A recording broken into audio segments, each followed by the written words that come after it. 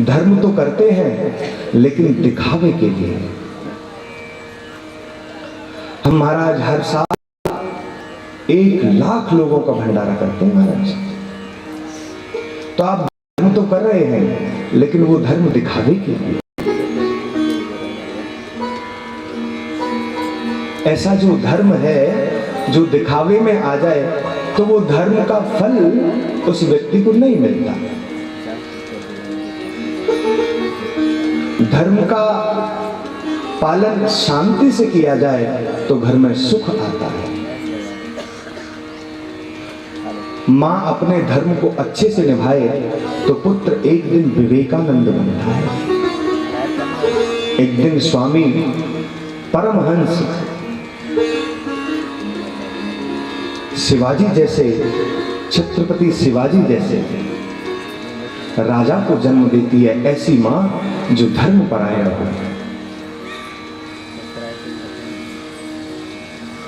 तो धर्मा भजस्व सततम त्यज लोक धर्मा। ये जो लोकाचार्य है ना, लोकाचार्य के कारण भी बहुत सारी विधियों में व्यवधान आ जाता है। प्रेम से बोलो राधे राधे। अब व्यवधान आने का कारण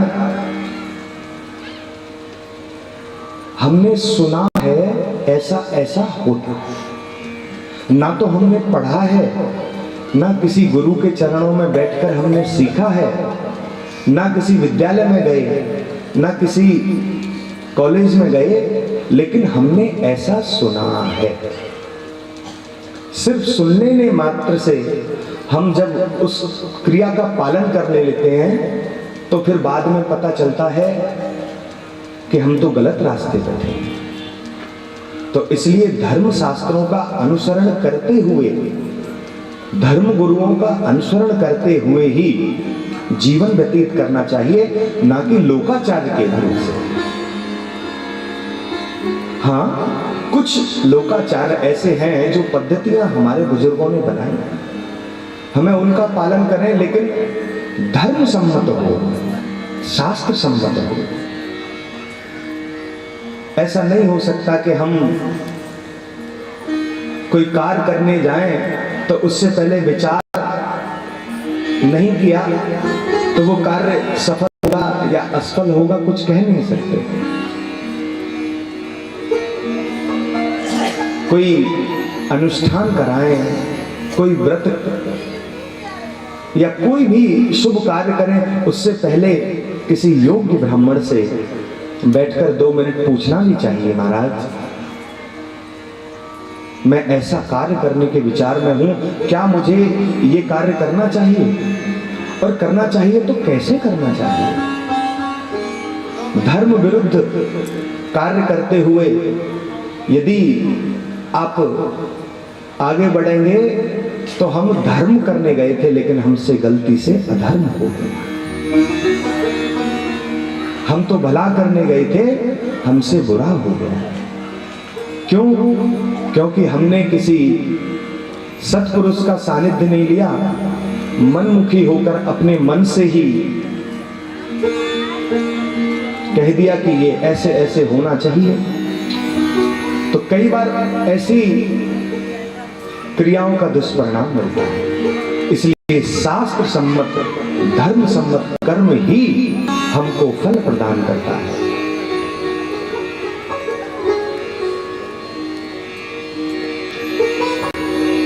धर्म की दक्ष की 5वीं पुत्री का नाम है तुष्टि।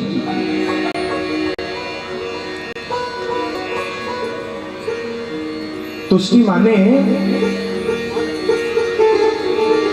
व्याकरण का उपयोग करते हुए तुष्टि के आगे सा लगा दिया जाए तो शब्द बनता है संतुष्टि। क्या बनता है? संतुष्टि।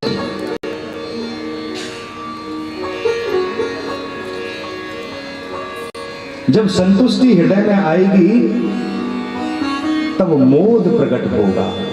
मोद के आगे भी अलंकार लगाएं तो मोद के आगे अलंकार लगाते हुए मोद ना रहे, वो प्रमोद हो जाता है। प्रमोद माने उल्लास, खुशी। संतुष्टि,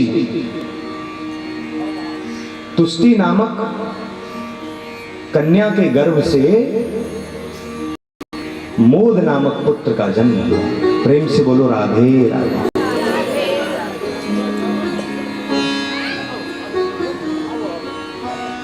दक्ष की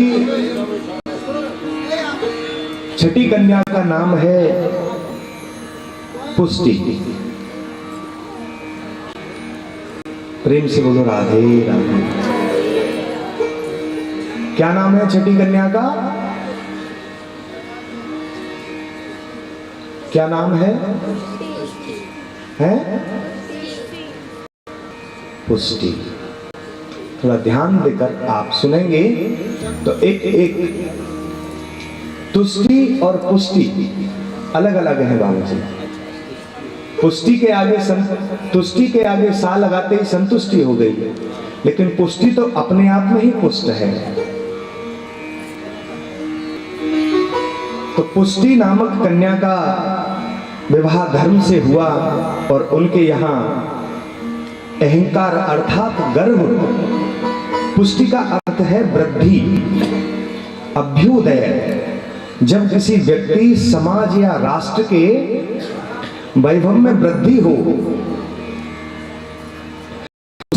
समृद्धि आती है। जब वृद्धि होगी तो आगे समृद्धि आती है और वह धर्म के मार्ग में आता है, ईमानदारी से आता है, तो उसमें गौरव का भी उदय होता है, संतुष्टि आती है। प्रेम से बोलो राधे राधे।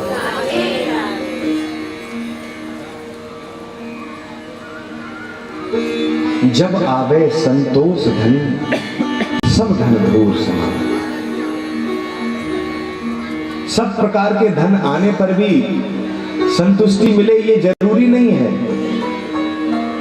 लेकिन जब आवे संतोष धन, सब धन धूर समान। सुदामा जी महाराज के पास कौन सा धन था? संतोष ही तो था।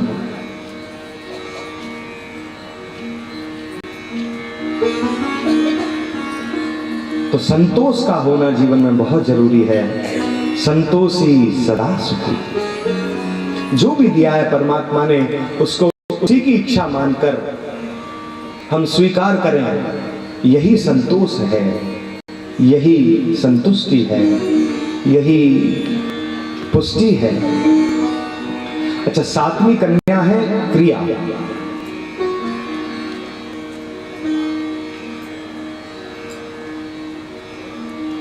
क्रिया, धर्म के साथ क्रिया को बांधा तो धर्म के अंतर्गत की हुई क्रिया यदि ठीक है तब तो आपको योग प्राप्त होगा, और यदि वह क्रिया ठीक नहीं है तो वो योग ना रहकर वो वियोग हो जाता है। प्रेम से बोलो राधे राधे।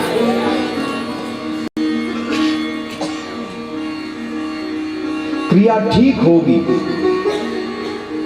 उसकी जो विधि है, उसकी जो क्रिया है, वो यदि ठीक होगी तो योग प्राप्त होगा, और यदि वो क्रिया ठीक नहीं है तो योग ना प्राप्त होकर वियोग प्राप्त होगा।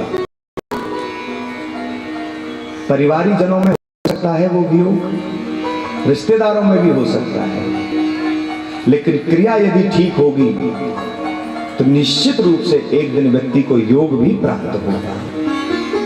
ऐसे दक्ष प्रजापति की सातवीं कन्या का विवाह धर्म के साथ हुआ और वहां योग नामक पुत्र उत्पन्न हुआ। प्रेम से बोलो राधे राधे। आठवीं कन्या है उन्नति। ये सृष्टि का विस्तार है। जब ब्रह्मा जी ने सृष्टि विस्तार करी तो उस समय प्रजापतियों को उत्पन्न किया, सप्त ऋषियों को उत्पन्न किया, अनेक प्रकार की सृष्टि उत्पन्न करी, अनेक देवताओं का भी वहां से प्रादुर्भाव हुआ है। एक एक बात यदि उसका अनुसरण किया जाए तो जीवन में उसका अनुभव जब होगा तो आप पाएंगे कि हम गोविंद से दूर नहीं हैं, परमात्मा हमारे पास ही है, यदि धर्म का आश्रय लें। इसलिए दक्ष ने अपनी 13 कन्याओं को धर्म के साथ बांधा है और धर्म हमारे मस्तिष्क में निवास करता है। धर्म से ही विवेक की जागृति होती है। धर्म से यदि हम नहीं जुड़े हैं तो हमारी हर क्रिया व्यर्थ।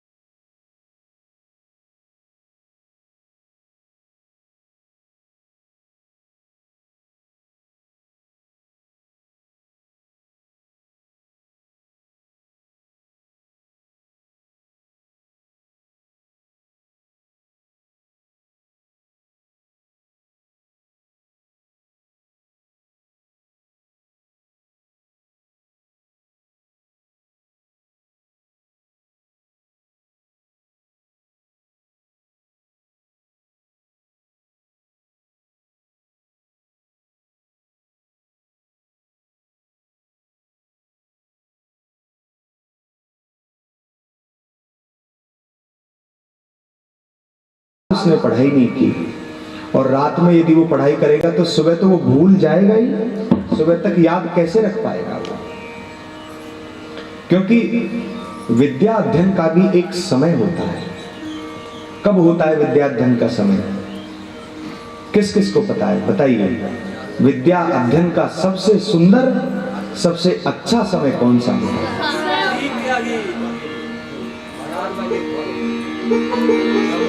उसी को ब्रह्म मुहूर्त बोलते हैं। बहुत सुंदर उत्तर दिया।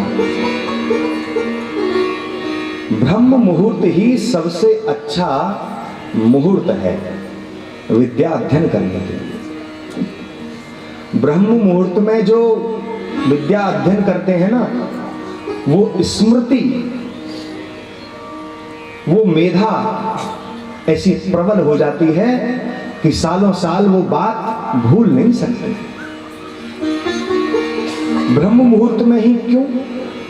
क्योंकि ब्रह्म मुहूर्त में समस्त प्रकार के देवता विचरण करते हैं, सब गंधर्व विचरण करते हैं, सब देवियां विचरण करती हैं ब्रह्म मुहूर्त में। और उस समय जो बालक पढ़ते हैं, सुबह को लाइन फ्रेश रहती है। कहने का अर्थ कि सुबह जैसे कभी कभी रात में आप फोन लगाओ किसी को, रात को 9-10 बजे, कभी कभी कहते हैं भाई नेट स्लो चल रहा है, कितनी बार फोन लगाएं लगता नहीं, मतलब लाइन बिजी रहती है। ठीक है, तो पूरा दिन लाइन बिजी रहती है, रात में भी बिजी रहती है, लेकिन एक समय ऐसा होता है जिस समय लाइन बिजी नहीं रहती। मैं साधारण संसार की बात नहीं कर रहा हूं, मैं बात कर रहा हूं पूरे ब्रह्मांड की। इस पूरे ब्रह्मांड में यदि भजन करना हो तो भजन, सबसे अच्छा भजन किया जा सकता है ब्रह्म मुहूर्त में। ब्रह्म मुहूर्त में सब लाइन क्लियर मिलती है। आप एक बार में ही जो याद करोगे वो याद हो जाएगा, और जिस देवता का स्मरण करोगे उस देवता की भी कृपा आपको प्राप्त होगी। इसलिए कहते हैं ब्रह्म मुहूर्त में ही अध्ययन करना चाहिए, पठन पाठन करना चाहिए। प्रेम से बोलो राधे राधे। ये धर्म की परिभाषाओं में ही एक परिभाषा है, क्योंकि ये धर्म की पत्नी है मेधा।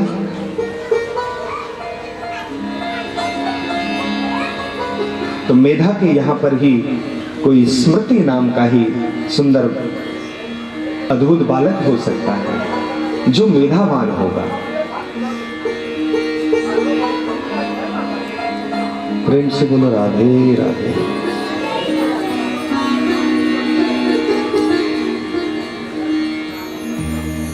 दक्ष की 11वीं कन्या है जिसका नाम है तितिक्षा, आदर्श सहनशीलता।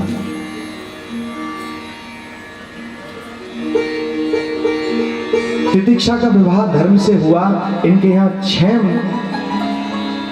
नामक पुत्र की उत्पत्ति हुई। व्यक्ति यदि कुशल चाहता है तो उसे धार्मिक होने के साथ साथ थोड़ा सहनशील भी होना चाहिए।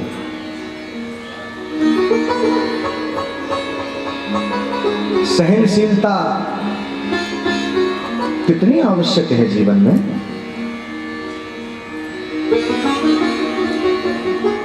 घर में सबसे बड़ी मां होती है। भगवान के यहां पिता से भी ऊंचा दर्जा है मां का। मां सबसे ज्यादा सहनशील होती है। क्यों? कुछ बालक कुछ कह जाए तो मां सहन कर लेती है। पति ने कुछ कहा तो मां सहन कर लेती है। रिश्तेदारों ने कुछ सहन कर लेती है। धर्म की शरण में जाएंगे तो सहनशीलता का भी हृदय में प्रादुर्भाव होगा। और सहनशीलता यदि नहीं है ना तो थोड़ी देर में आप देखेंगे कि बनता हुआ काम बिगड़ जाएगा।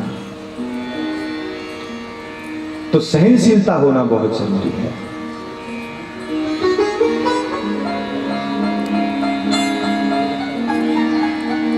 ग्यारहवीं कन्या तितिक्षा के यहां पर 6 का प्रादुर्भाव हुआ। सहनशीलता, कहने का अर्थ सहनशीलता। 6 आपके अंदर यदि सहन करने की शक्ति नहीं है ना तो कुछ नहीं कर सकते आप। जब रास्ते पर चलते हैं ना, जब बोल बम की ओर आप चलेंगे ना, भोलेनाथ की तरफ, बाबा धाम चलेंगे, तो पैदल पैदल चलते हैं ना तो पैरों में कांटे लग जाते हैं। छोटे छोटे कंकड़ ऐसे चुभते हैं, मानो कितना कष्ट दे रहे हो, लेकिन फिर भी हम उनको सहन करते हैं। क्यों करते हैं सहन? कि पता है कि यदि सहन, आज हमने यदि सहन कर लिया ना थोड़ा कष्ट, तो आने वाले समय में हमको कष्ट नहीं उठाना पड़ेगा। धीरे धीरे कष्ट उठाते हुए बाबा धाम की ओर चलेंगे और बाबा स्वयं हमको दर्शन देंगे। कब देंगे दर्शन? जब थोड़ा सा कष्ट, थोड़ी सहनशीलता उठाएंगे। कांटों से जो परेशान हो जाते हैं ना, वो गुलाब कभी नहीं खिलते। मैंने सुनाया था, तेरे फूलों से भी प्यार, तेरे कांटों से भी प्यार। जो सत्पुरुष हैं वो ये अंतर नहीं देखते, वो तो बस यही देखते हैं कि परमात्मा के द्वारा रची हुई लीला ही है, उस लीला में हम तो सिर्फ एक पात्र हैं। हमें बस अपनी सहनशीलता के साथ, धर्म के साथ आगे बढ़ना चाहिए, ना कि अन्य बातों में हम अपने जीवन को व्यर्थ गंवा दें। क्योंकि पूरी जिंदगी जीने के बाद जिंदगी गई तो जीने का ढंग आया। पूरी जिंदगी बीत जाती है, जब बुढ़ापा आता है तब याद आता है कि हमने अपने जीवन में क्या क्या मिस कर दिया। ये जो किया हमने, इसका हमको कोई फल नहीं है, लेकिन यदि कोई शुभ कार्य हमने किया होता तो आज हमको अफसोस नहीं होता। ये कब समझ में आया? जब पूरा जीवन जी लिए।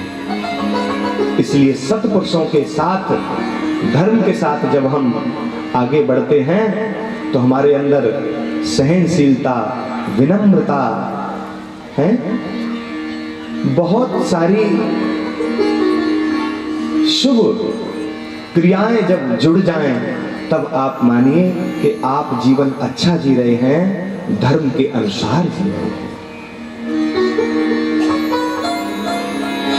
भागवत के महात्म्य में भी ये श्लोक आया है कि धर्मः प्रोज्जित कैतवोत्र परमो।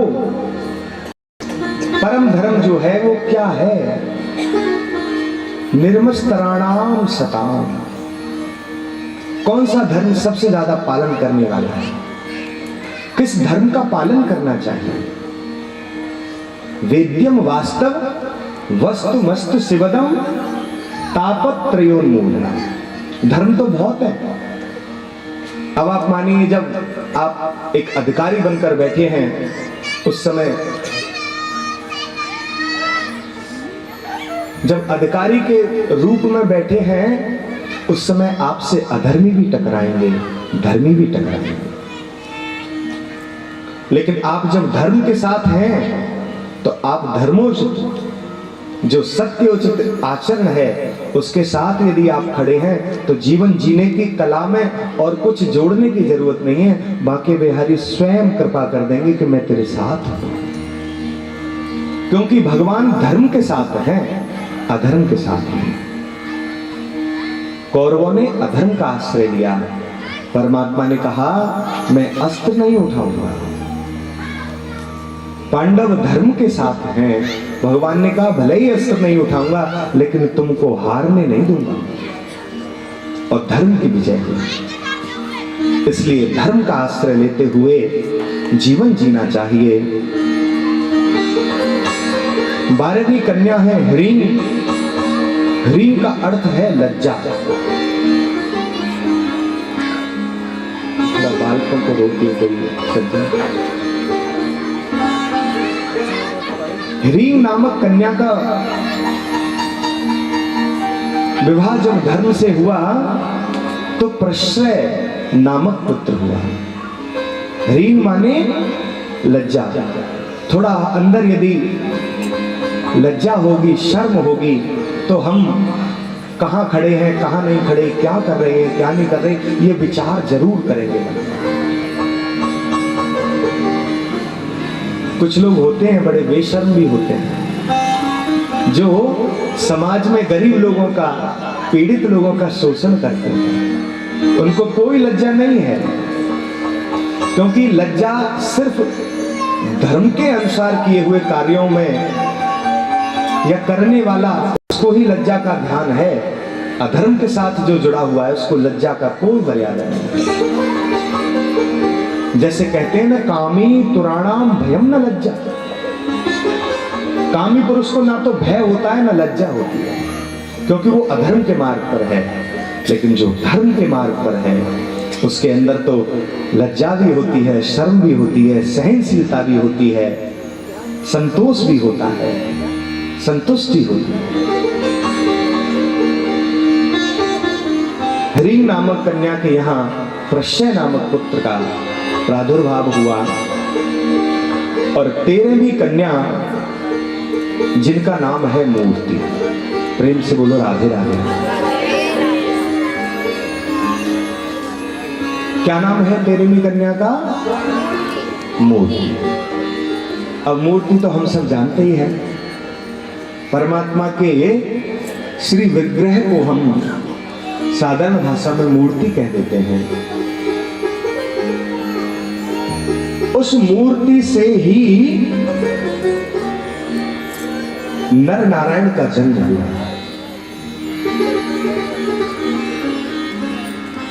धर्म की पत्नी है मूर्ति और उसके यहां नर नारायण का प्रादुर्भाव हुआ, अवतार हुआ।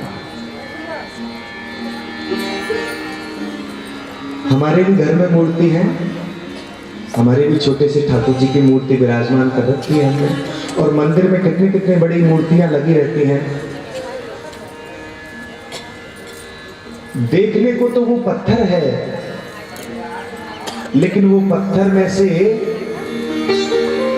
कब भगवान प्रकट होते हैं।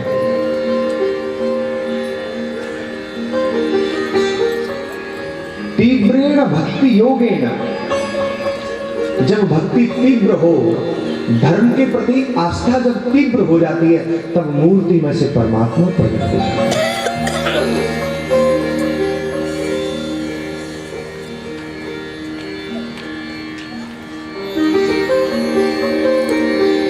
और यहाँ दक्ष के यहाँ भी, धर्म के यहाँ भी, मूर्ति के यहाँ नर नारायण का अवतार हुआ।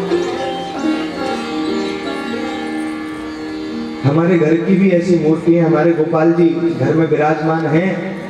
या हम कई बार अपने पूर्वजों की भी मूर्ति लगवा लेते हैं, लेकिन क्या हम नियम संयम से उनकी सेवा कर पाते हैं? ये विचार है। पिताजी की फोटो तो लगी है, दादाजी की फोटो तो लगी है, लेकिन क्या हम रोज एक स्वच्छ वस्त्र से क्या हम उस मूर्ति को साफ करते हैं? कभी उसकी सेवा करते हैं? उस तस्वीर को कभी साफ किया है? नहीं। क्यों? क्योंकि हमने उसको मूर्ति मान लिया। पहले मूर्ति बोला करती थी गाँव में,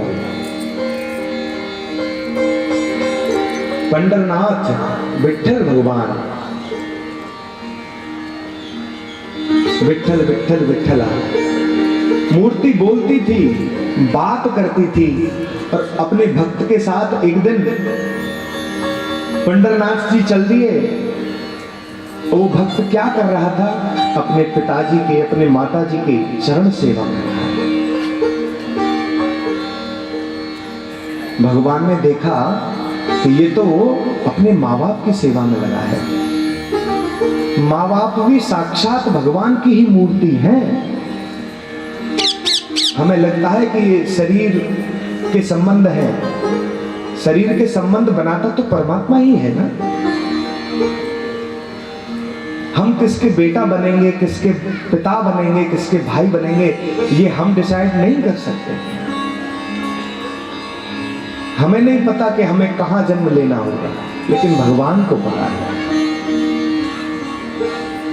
तो भगवान कहता है कि जहां भी मैं तुझे जन्म दे रहा हूं, अपने माता पिता की मूरत को ही मेरी मूरत मानकर जब तू उनकी सेवा करेगा, तो तुझे कुछ करने की जरूरत नहीं है। मैं साक्षात नर नारायण के रूप में, तेरे बच्चों के रूप में तेरे घर में ही आ जाऊंगा।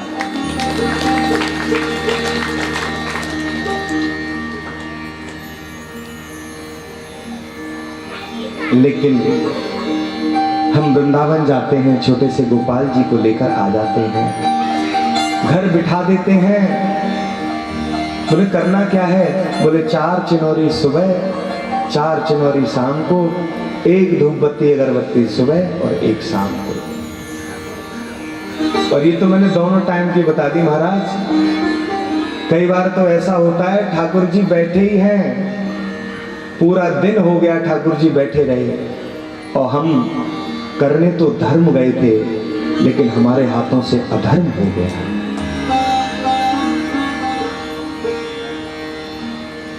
मूर्ति मानकर, यदि हम मूर्ति मानकर अपना ये भाव रखेंगे तो वो मूर्ति मूर्ति ही रहेगी। लेकिन जब मूर्ति में ये मान कर चलेंगे कि हाँ मूर्ति में भी प्राण होते हैं, तो भगवान साक्षात दर्शन दे देते हैं। और ये खाली मूर्ति की बात नहीं है, भगवान खम्भ फाड़ कर आ जाते हैं। मीरा को विष के प्याले में भगवान के दर्शन हुए। मीरा ने छोटे से गिरधर गोपाल के साथ जब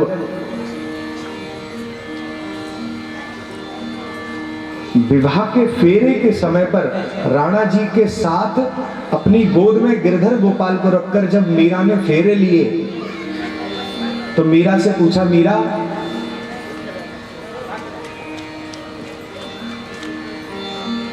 कुछ समय बाद मीरा के पति का जब देहांत हो गया, तब कहा मीरा से कि ये जो सुहाग के चिन्ह हैं इनको अब तुम मिटा दो मीरा, क्योंकि अब तुम्हारा सुहाग तो बचा नहीं।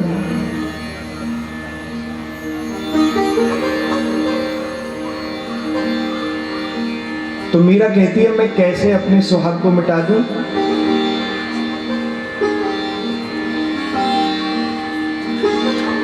मैंने तो ऐसे बर को बराई नहीं है जो मर जाए। अरे जो मर गया है ये तो माटी का पुतला था, माटी से उत्पन्न हुआ माटी में ही मिल गया। लेकिन मेरा जो बर है ना वो तो अमर है।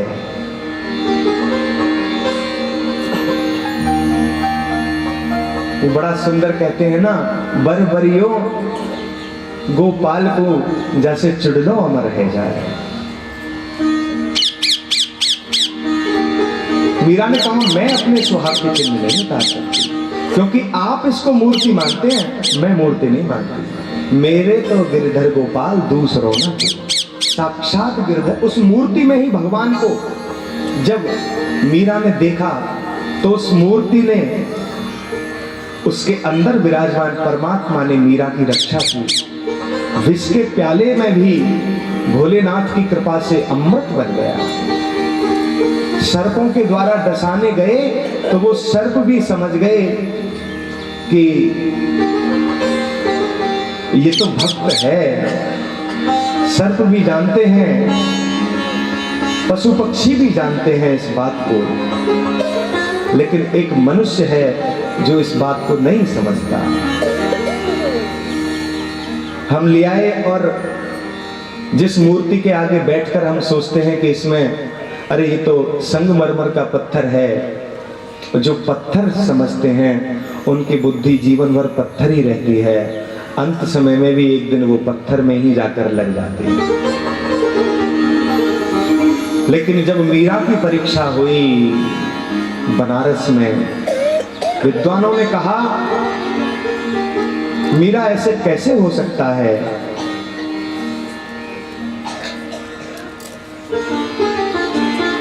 तो मीरा जी ने अंत समय पर जब अपनी परीक्षा दी तो बैठकर उसी मूर्त के आगे मीरा ने कहा कि हे गिरधर गोपाल, मेरी लाज गई ना तो मेरी नहीं जाएगी, क्योंकि मेरी लाज मेरी है ही नहीं। मैं तो अपनी लाज को आपको दे चुकी हूं, आपको समर्पण कर सकी हूं। यदि जाएगी तो तुम्हारी जाएगी, मेरी नहीं जाएगी। सब ब्राह्मण, सब विद्वान इकट्ठे हुए, मीरा की परीक्षा लेना चाहा। मीरा से कहा, मीरा कहां है तुम्हारे गिरधर गोपाल? मीरा ने अद्भुत नृत्य करना प्रारंभ किया। मेरे तो गिरधर गोपाल दूसरों ना कोई। मीरा नृत्य करती रही, करती रही, करती रही, करती रही। जब एक समय ऐसा आया कि मीरा की आत्मा में साक्षात परमात्मा गिरधर गोपाल जब आकर विराजमान हुए, तो मीरा दौड़ी उस मूर्त की ओर, बोले गिरधर ये आपकी मूर्त संसार के लिए है, लेकिन मेरे लिए तो आप साक्षात बैठे हो।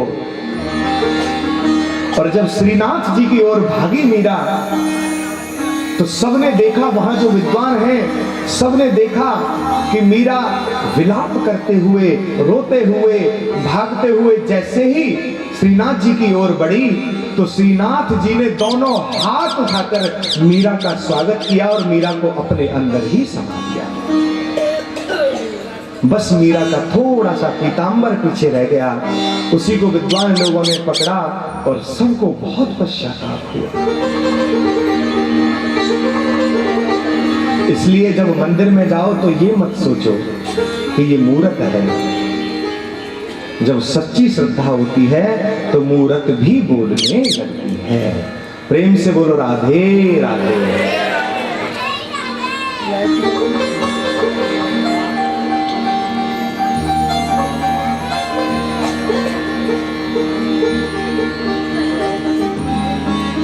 इस प्रसंग में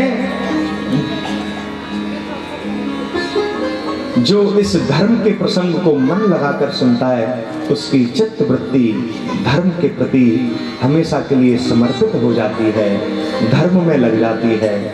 धर्म परायण परिवार में ही अच्छी संतान की उत्पत्ति होती है।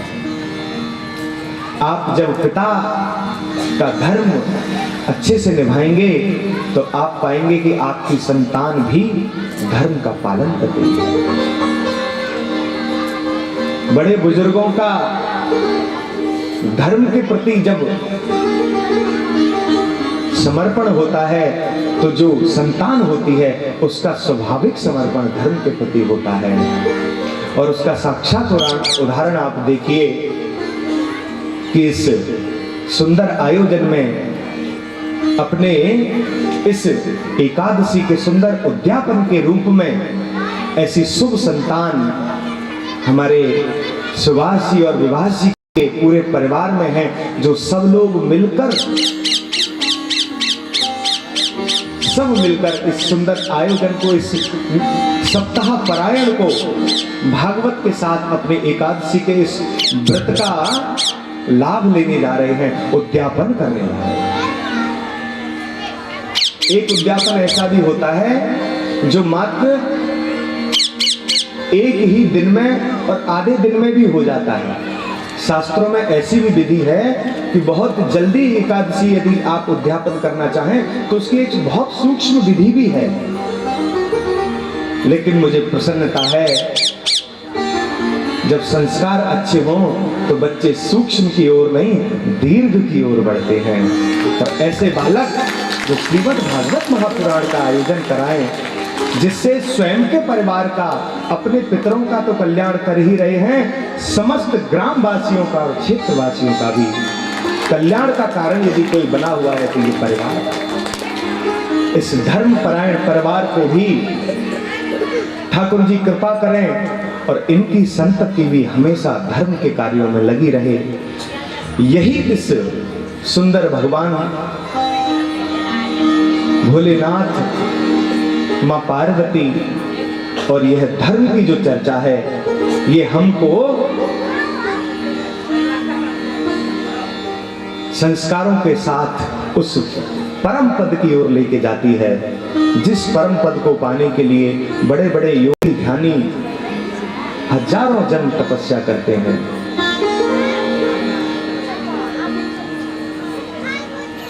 तो धर्मोचित यदि आचरण होगा तो घर में संतति अच्छी होगी, पितृगण कृपा करेंगे। और मुझे कहते हुए बड़ी प्रसन्नता हो रही है, आस्फुट यंति पितरो, जब कोई घर में बालक ऐसा आयोजन जो सर्वजन सुखाय सर्वजन हिताय, ये भागवत किसी विशेष व्यक्ति के लिए या किसी विशेष उद्देश्य के लिए नहीं होती। भागवत माने साक्षात भगवान ही भागवत के रूप में हैं। यदि आप भागवत का आश्रय लेंगे तो आपको दुनिया के किसी धर्म का आश्रय लेने की जरूरत नहीं है। श्रीमद् भागवत का आश्रय ले लिया तो ऊपर से पितर बड़े प्रसन्न होते हैं और आंसुओं से रोते हैं। रोते रोते उस परिवार पर आशीर्वाद की वर्षा करते हैं। जिस परिवार में ऐसे बालक हों जो भागवत महापुराण, शिव पुराण और शुभ कर्म, सत्कर्म करते हैं, ऐसे परिवार पर पितरों की और देवताओं की बड़ी कृपा होती है। तो धर्म का आश्रय जीवन में सबसे ज्यादा जरूरी है। बस 2 मिनट हम नाम संकीर्तन करेंगे, फिर कथा सुनाएंगे। आज आपको थोड़ा भजन कम सुनाएंगे, कथा ज्यादा सुनाएंगे। ठीक है? ठीक है? अच्छा, भजन कौन कौन सुनना चाहता है? नहीं, जब पूरे बोट हो जाएंगे तब सुनाएंगे हम। जब तक बोट कम रहेंगे तो हम कीर्तन सुनाएंगे और कथा सुनाएंगे। ठीक है? कथा में आनंद आ रहा है ना? आ रहा है कि नहीं? तो प्रेम से बोलो राधे राधे। अब कथा का आनंद लो। श्रीमन नारायण नारायण नारायण, श्रीमन नारायण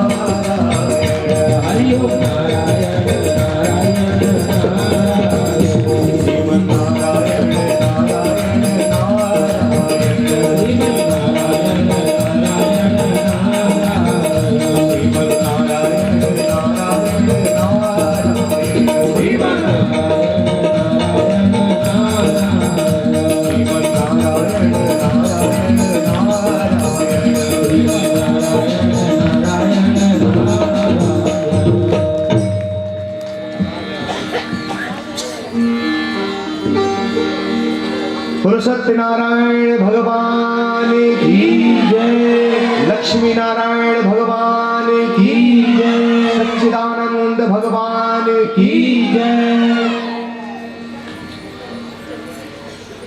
अब आगे प्रसंग में श्री सुखदेव जी महाराज राजा परीक्षित को बड़े सुंदर सुंदर वर्णन कर रहे हैं कथा के।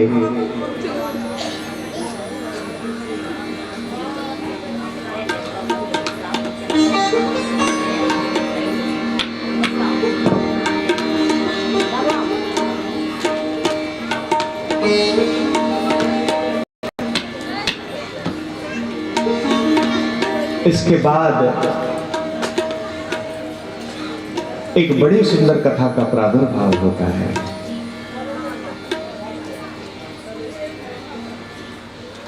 प्रिय व्रतोत्तान पादौ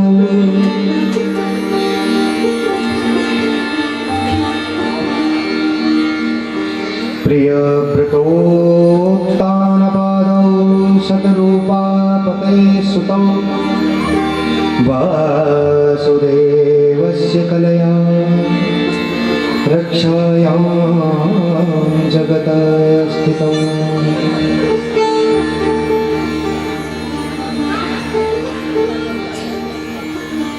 राजा प्रियव्रत और उत्तानपाद, मनु शत्रुपा जी के यहाँ 3 कन्याएं, आकुति, प्रसूति और देवूति, जिसमें से हमने प्रसूति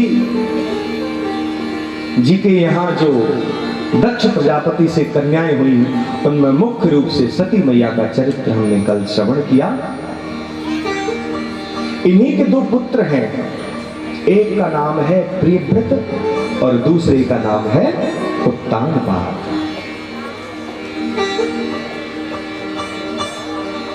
जो तो पहले जो चरित्र है वो उत्तानपाद जी का चरित्र वर्णन है। अर्थ क्या है? उत्तानपाद जो जीव गर्भ में रहता है उस समय व्यवस्था बनवाओ ना, आगे से कोई निकले नहीं, डिस्टर्ब होता है ना, तो सबका ध्यान भंग होता है, कोई कथा सुनने बैठता है। थोड़ा 1-2 लोग जिम्मेदारी के साथ खड़े कर देंगे तो अच्छा रहेगा है, थोड़ा दिख पाते हैं। प्रेम से बोलो राधे राधे। इसका भी दोष लगता है जब हम किसी की कथा चल रही हो, कोई ध्यान से बैठा हो, उसका ध्यान यदि भंग होता है ना हमारे द्वारा,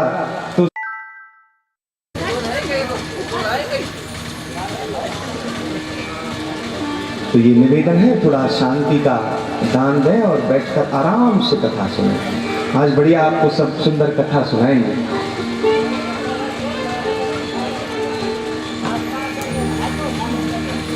मनु जी के 2 पुत्र हैं जिनमें बड़े का नाम प्रियव्रत और छोटे का नाम उत्तानपाद है। उत्तानपाद का अर्थ होता है जो जीव गर्भ में रहता है। जब जीव गर्भ में हो तो पैर ऊपर की तरफ होते हैं और सिर नीचे की तरफ होता है। सिर नीचे, पैर ऊपर, माने उल्टा। ये शाब्दिक अर्थ है। उत्तानपादौ माने जिसके ऊपर की तरफ पैर हो, इस शब्द का ये अर्थ निकल कर आता है। लेकिन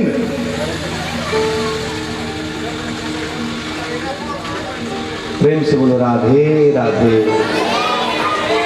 कोई नहीं, आने दो, ये छोटे छोटे विघ्न जब तक नहीं आएंगे तो पता कैसे चलेगा। आप सब ध्यान से कथा सुनो। उत्तानपाद जो है, हम सब उत्तानपाद हैं। हम जब गर्भ में थे तो हमारे पैर ऊपर थे, सिर नीचे था।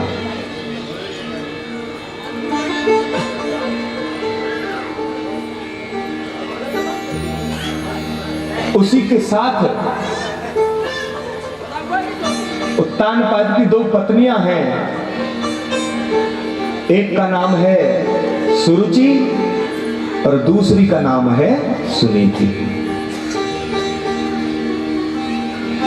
जाए उत्तान पादस्य सुनीति ही सुरुचिस्तयो। दो पत्नियां हैं, सुरुचि और सुनीति। सुरुचि क्या है? ये पूरी भागवत हमको एक एक शब्द, एक एक पात्र हमको शिक्षा देता है। उत्तान पाद की पहली पत्नी है सुनीति, लेकिन दूसरी पत्नी है सुरुचि। तो सुनीति के बारे में यदि आप उस शब्द से भी अनुमान लगाएं तो सुनीति का अर्थ है जिसकी नीति सुंदर हो, सुव्यवस्थित हो, है, सतमार्ग पर चलने वाली, जो नीतिगत कार्य करते हैं उसी को सुनीति कहते हैं। जिसकी मति सत्कर्म में लगे वही सुनीति है। और सुरुचि क्या है? सुरुचि के शब्द में ही रुचि लगा हुआ है, जो मैंने कल आपको निवेदन किया। रुचि माने हमारी इच्छाएं, हमारी रुचि है क्रिकेट देखने की, क्रिकेट खेलने की, तो हम कितने कितने दूर जाते हैं ना क्रिकेट खेलने, क्योंकि हमारी रुचि है। ना तो धूप देखता है बालक, ना ये देखता है कि घर पे आकर फिर पिटाई भी होगी, है ना। बिल्कुल सब कुछ भूलकर भी वो बालक अपनी रुचि के अनुसार खेलने जाता है। आकर भले ही पिटाई हो, डांट लगे या कुछ भी करे, लेकिन उसकी रुचि है खेल में, वो खेलने में लगा है। ऐसे ही कुछ लोगों का स्वभाव होता है, कुछ लोगों की बड़ी रुचि होती है निंदा स्तुति में। लोगों की निंदा करने में भी जिसकी रुचि होती हो वही सुरुचि है।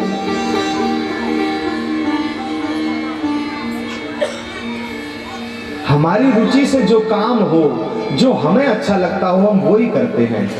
हम धर्म से हमारा कोई लेना देना नहीं है, न सुनीति से हमारा कोई लेना देना है। हमारा तो सिर्फ सुरुचि से लेना देना है। जो मन में आता है वो करते हैं महाराज, हम नहीं सुनते किसी की।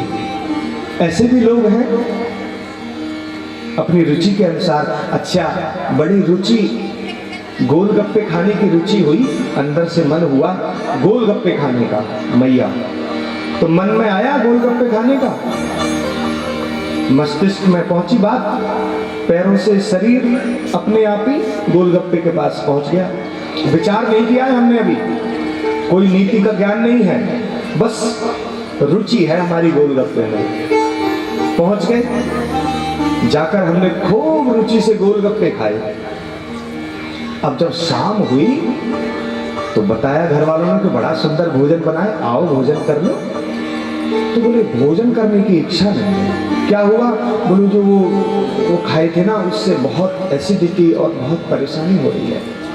क्यों क्यों क्यों हो रही है?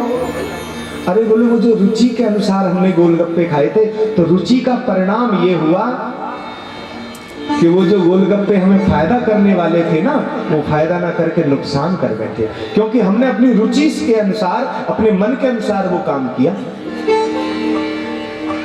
उसका परिणाम हमको ऐसे भुगतना पड़ा।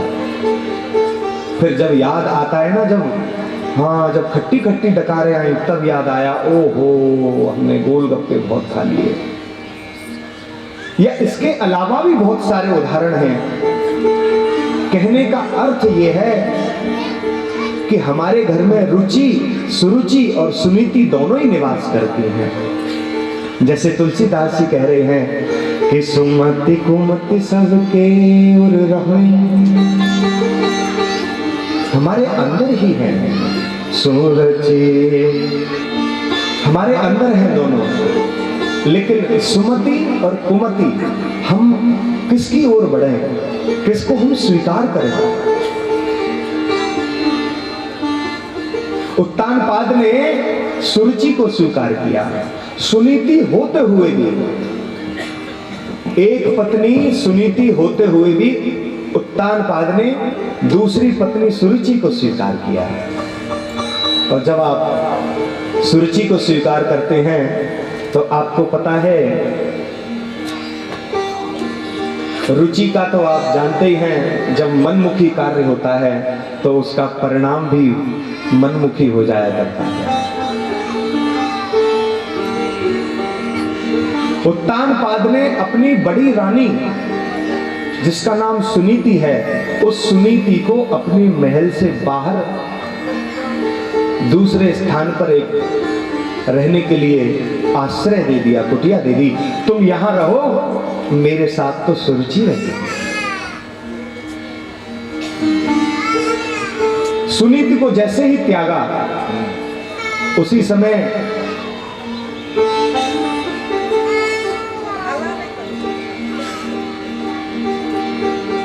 राजा का, एक राजा की जो परिभाषा होती है ना, जो राज धर्म होता है, उस राज धर्म के अनुसार यदि अनुसरण राजा का नहीं होगा तो उसकी प्रजा भी दुखी होगी, उसका परिवार भी दुखी ही रहेगा। सुनीति को छोड़कर सुरुचि को स्वीकार किया। सुनीति से एक बड़े सुंदर पुत्र का जन्म हुआ, जिसका नाम रखा ध्रुव। प्रेम से बोलो राधे राधे। क्या नाम रखा? ध्रुव। और छोटी रानी का नाम है सुरुचि। और सुरुचि से क्या, कौन पैदा हुआ? उत्तम। सुनने में तो लगता है कि उत्तम माने सर्वश्रेष्ठ, अच्छा, लेकिन जब उसको हम संधि विच्छेद करेंगे, जब उसको खोलेंगे तो पता चलेगा उत्तम, जो अंधकार की ओर ले जाए। जब रुचि में जाते हैं तो ध्रुव नहीं, उत्तम पैदा होते हैं, वह अंधकार पैदा होता है रुचि के कारण। सुनीति को त्याग दिया राजा ने। लेकिन जब उत्तम और ध्रुव दोनों बालक आपस में, सब राज्य के बालकों के साथ खेलते हुए आपस में जब क्रीड़ा कर रहे हैं, उसी समय ध्रुव जी को पता चला कि जो मेरे पिताजी हैं वो उस पृथ्वी के राजा हैं। ये बात ध्रुव जी को जब पता चली तो ध्रुव जी रोते हुए अपनी मां सुनीति के पास पहुंचे। मां,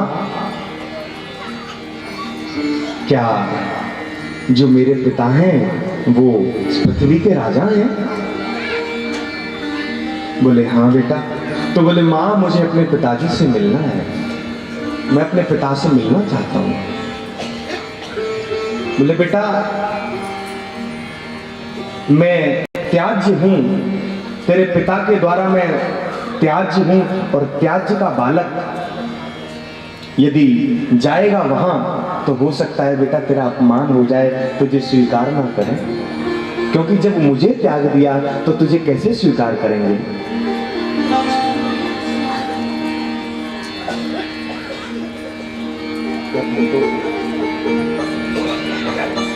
लेकिन फिर भी बालक तो बालक है, बाल हट। बालक चला, बोले माँ बस मैं कुछ नहीं जानता, मैं अपने पिताजी से मिलना चाहता हूँ। बोले बेटा, वहां तुझे प्यार, वहां तुझे सम्मान मिले ना मिले उसकी कोई गारंटी नहीं है, क्योंकि जब मुझे त्याग दिया तो तुझे कैसे स्वीकार करेंगे। बालक नहीं माना, बालक सीधा ध्रुव जी भागे और सीधे महल में प्रवेश कर गए। ध्रुव जी पहुंचे और सामने देखा कि राजा उत्तानपाद अपने सिंहासन पर विराजमान हैं। ध्रुव जी को देखकर राजा के मन में वात्सल्य भाव जागृत हो गया कि ये भी मेरा पुत्र है।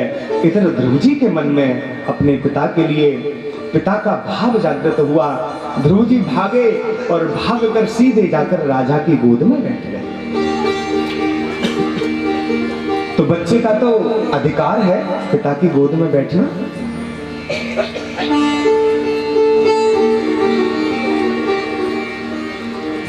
राजा ने पुत्र को अपने गले लगाया, चूमने लगे, आलिंगन करने लगे और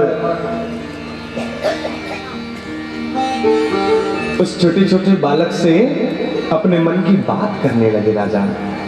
जैसे छोटा बालक होता है ना, अब एक भाषा छोटे बच्चे को जब खिलाते हैं तो आप देखिए कि एक भाषा नई उत्पन्न होती है। जैसे आप किसी कॉलेज में जाएंगे तो किसी कॉलेज में नहीं पढ़ाते हैं कि बच्चे को कैसे खिलाएं। कौन से कॉलेज में बताते हैं बच्चे को?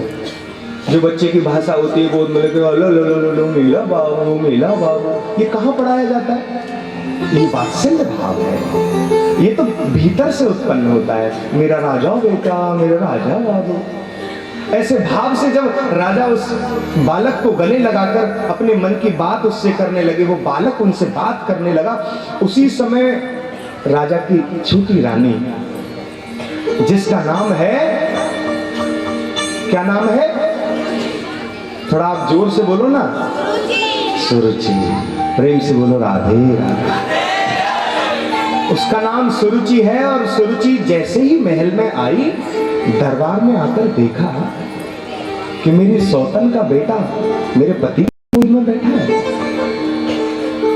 भाग कर गई, भाग के जाकर उस बालक का हाथ पकड़ा और पिता की गोद से पकड़कर खींच दिया। छोटा सा बालक, 5 वर्ष का बालक, उसको अभी कोई ज्ञान ही नहीं है, पता ही नहीं है कि क्या है क्या नहीं है दुनिया में। बस वो ये जानता है ये मेरी माँ है, ये मेरे पिता है। छोटा सा बच्चा जब रोता है तो माँ के लिए रोएगा या पिता के लिए रोएगा, और किसको जानता है वो? कुछ पता नहीं। ध्रुव जी का हाथ पकड़कर जैसे ही सुरुचि ने खींचा तो छोटा सा बालक बोला, माँ मुझे पिताजी की गोद में बैठना है, मेरे पिता हैं, मेरा भी अधिकार है। तो बोले तेरा अधिकार था, अब तेरा कोई अधिकार नहीं है। तेरी माँ को महल से, राज्य से बाहर निकाल दिया और उसका तू पुत्र है और मैं इस समय पटरानी हूं, तो मेरा पुत्र राजा की गोद में बैठने का अधिकारी है या तू? छोटा सा बालक तो आश्चर्य में पड़ गया। ऐसी कड़वी जवान, ऐसी कड़वी भाषा सौतेली माँ की वाणी से ध्रुव जी आज व्यथित हो गए। जैसे छोटे से बच्चे को डांट दो तो कैसे थरथर कांपने लगता है, उसी प्रकार ध्रुव जी की स्थिति हो गई। अब और राजा ने भी कुछ बोला नहीं। राजा चाहते तो उस समय सुरुचि को रोक सकते थे।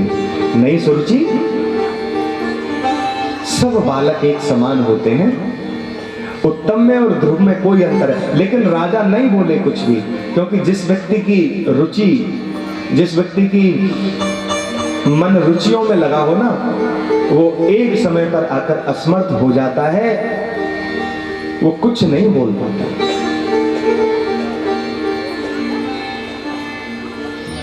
क्योंकि सुरुचि बड़ी सुंदर थी। अब सुनीति सुंदर हो ये जरूरी नहीं है, जो नीति भरा कार्य है ना उसको सुंदर बनाना पड़ता है। जब चलोगे ना भोले बाबा की तरफ, कितनी सुंदर भोले बाबा की छवि है। जब आप बाबा धाम जाओगे, जाकर मंदिर में जैसे ही परिकर में प्रवेश करते हैं, ऐसा अद्भुत, आहा क्या ज्ञान वैराग्य का बिल्कुल अद्भुत समागम हृदय में स्थापित हो जाता है। लेकिन जब रुचि में हो तो रुचि में ये याद नहीं रहता। आज राजा अपनी इस सुरुचि नामक पत्नी के प्रेम में ऐसा पागल है, इसकी सुंदरता पर ऐसा प्रभावित हुआ है कि वो ये भी भूल गया कि ये ध्रुव और उत्तम दोनों ही मेरे बेटे हैं, दोनों का ही समान अधिकार है, और उस सुरुचि को नहीं रोक सके। छोटा रोता हुआ बालक बोला, माँ अब मैं क्या करूं जिससे कि मैं अपने पिता की गोद में बैठूं? तो उस माँ ने, सुरुचि ने क्या कहा कि ध्रुव तुमको राजा की गोद में बैठना है? बोले हाँ। तो बोले मैं तुम्हें उपाय बताती हूँ। अब यहां से जाओ तुम वन की ओर, वन में पहुंचकर तप करना, तप करके नारायण को प्रसन्न करना, और जब नारायण प्रसन्न हो जाए ना तो उनसे वरदान मांगना कि मैं सुरुचि के गर्भ से पैदा हूं और जब तुम मेरे गर्भ से पैदा होगे तब तुम राजा की गोद में बैठने के अधिकारी हो। मानो किसी सर्प ने डस लिया हो। वो छोटा सा बालक 5 वर्ष का रोने लगा। उसको क्या पता वन क्या है, उसको क्या पता तपस्या कैसे होती है, उसको क्या पता दीन दुनिया का। उसको ऐसा रास्ता बताकर जब डांटा और महल से बाहर निकाला तो छोटा सा बालक रोते हुए अपने माँ के पास पहुंचा। माँ से कहा कि माँ, विमाता ने मुझे बहुत कष्ट दिया और मुझे पिताजी की गोद में से उतार दिया। जहां मेरा अधिकार था बैठने का, मुझे मेरे अधिकार से वंचित कर दिया। अब मैं क्या करूं माँ? तो बोले क्या कहा बेटा? बोले कह रही थी कि यदि तुम्हें राजा की गोद में बैठना है तो तुम वन की ओर जाओ, तपस्या करो, नारायण को प्रसन्न करो, मेरे गर्भ से आओ तब बैठोगे। तो सुनीति ने कहा कि बेटा मानो कुछ गलत नहीं कहा, विमाता ने कुछ गलत तो नहीं कहा, तुम व्यर्थ में ही रो रहे हो, पहले रोना बंद करो। जो सुनीति होती है ना वो नीतिगत रास्ता निकालती है। कई बार हम कहीं फंस जाए ना चांद बाबू, तो जो नीतिगत रास्ता होगा वो ही हमको निकालेगा। कोई शास्त्रोक्त नीति होगी तब निकालेंगे। हम अपनी गलती से तो फंस जाते हैं। अब गाड़ी को लेकर जा रहे हैं, फंस गई किसी नाली में, तो कोई नीति लगाएंगे, उसको किसी गाड़ी से खींचेंगे या कोई जैक लगाएंगे या कुछ भी करेंगे, कोई नीति निकालेंगे। ऐसे याद जब ये बालक परेशान हुआ तो सुनीति मैया ने कहा कि बेटा विमाता ने कुछ गलत नहीं कहा, विमाता ने बिल्कुल ठीक कहा है। तुम भजन करो भगवान का। माँ किस भगवान का भजन करो? बोले साक्षात नारायण का। बोले माँ कैसे करेंगे भजन? बोले बेटा ये तो कोई सदगुरु ही बता सकते हैं, लेकिन माँ ने तुम्हें जो शिक्षा दी है वो गलत नहीं दी। सुनीति चाहती तो पहुंच जाती सीधे महल में और जाकर सीधा अपना डंडा लठ गाड़ के कहती है हाँ मेरा भी अधिकार है, ऐसे थोड़ी है, अकेली तुम्ही को ब्याकर थोड़ी लाए हैं, मैं भी तो आई हूं, अब मेरे बालक का अधिकार नहीं है क्या? चाहती तो सुनीति लड़ सकती थी, लेकिन नीति लड़ने की नहीं होती। जो लड़ते हैं ना वो नीतिगत नहीं हो सकते। वो राजनीति तो हो सकती है लेकिन वो शुभ नीति नहीं हो सकती। समझाया कि बेटा भजन करने की बात तो बिल्कुल ठीक की है, मैं क्या करूं। ध्रुव जी को ग्लानि हुई। मां बोली कि सत्यम सुरक्षा विहितिं भवामि यद दुर्भगाया उदरे गृहीता। तुम्हें कुछ करना ही है ना, यदि तुम्हें गोद ही पानी है तो ये साधारण गोद के लिए क्यों परेशान हो रहा है? अरे सांसारिक मनुष्य हैं ये, राजा की गोद में क्यों बैठता है? जो पूरे ब्रह्मांड का राजा है ना उसकी गोद के लिए बना है। तो बेटा तू उसकी गोद का इंतजार कर, उसके लिए भजन कर, इस गोद के लिए मत रो। बड़ा सुंदर उपदेश जब सुनीति ने किया तो छोटा 5 वर्ष का बालक सबको छोड़कर और अपनी मां सुनीति के आदेश पर और सुरुचि के वचनों पर घर छोड़कर वन की ओर चला गया। प्रेम से बोलो राधे राधे।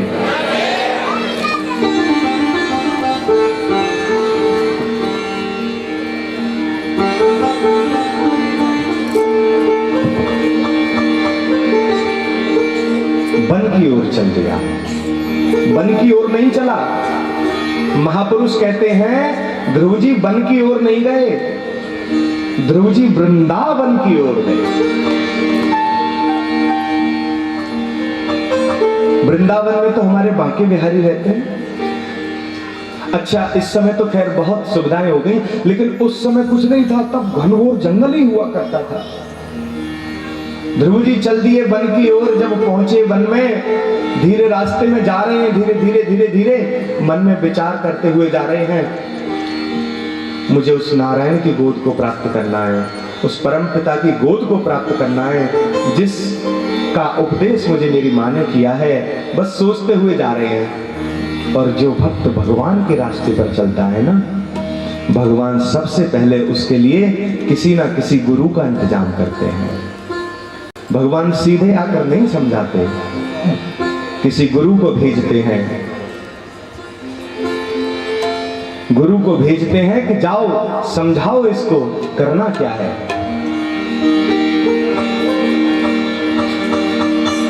गुरु के रूप में किसको भेजा? भगवान ने गुरु के रूप में साक्षात नारद जी को भेजा। और नारद जी का तो बस एक ही काम है, क्या? कि श्रीमन नारायण नारायण नारायण श्रीमन नारायण श्रीमन नारायण नारायण नारायण श्रीमन।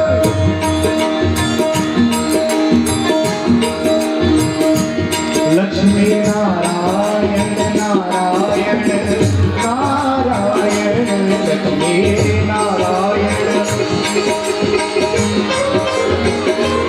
लक्ष्मी नारायण नारायण नारायण।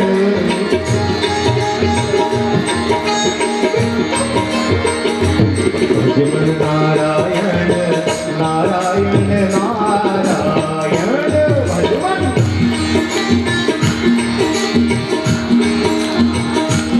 श्रीमन नारायण नारायण नारायण श्रीमन नारायण नारायण नारायण बद्री नारायण नारायण नारायण बद्री नारायण नारायण नारायण बद्री नारायण नारायण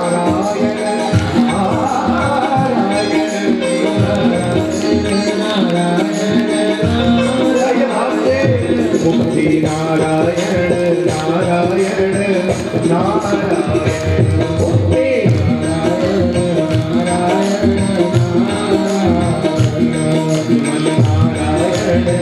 नारायण नारायण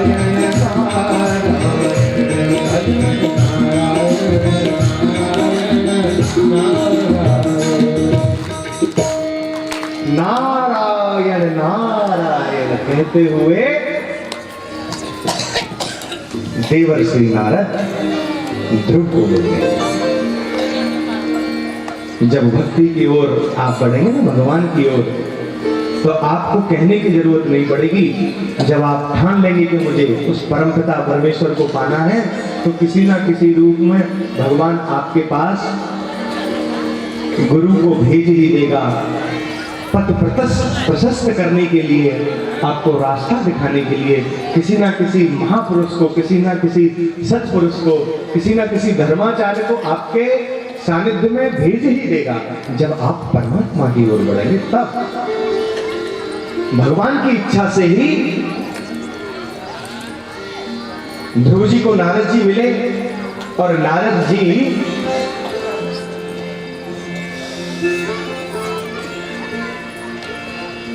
जैसे ही नारद जी का दर्शन किया ध्रुव ने, तो हाथ जोड़कर प्रणाम किया। बोले, हे महात्मन, आपको देखकर मुझे बड़ी आत्म शांति मिल रही है, क्योंकि मैं जब से घर से चला हूं ना, तब से बहुत आक्रांत हूं। अपने हृदय को मैं आई कांट एक्सप्लेन में कितना परेशान हूं, कितनी अंदर ग्लानि है मेरे, क्योंकि माँ ने मुझे, मेरी माँ ने मुझे ऐसे कटु वचन सुनाए हैं कि वो वचन मेरे मस्तिष्क से नहीं निकल रहे हैं। भगवान मैं क्या करूं? नारद जी बोले, कुछ मत कर बेटा, अपने घर जाओ। इस वन में आ तो गए हो, यहां तक आ गए, अब यहां से आगे जो वन का रास्ता है ना, वो बहुत कठिन है। कुछ मत करो, तुम घर जाओ। बोले, नहीं, मैं घर जाने के लिए नहीं निकला हूं, मैं मुझे उस परम पिता के पद को प्राप्त करना है जिस पद के लिए मेरी माँ ने मुझे कटु वचन कहे हैं। अब मुझे वो पद नहीं, मुझे परम पिता का, परमेश्वर की गोद में बैठना है मुझे।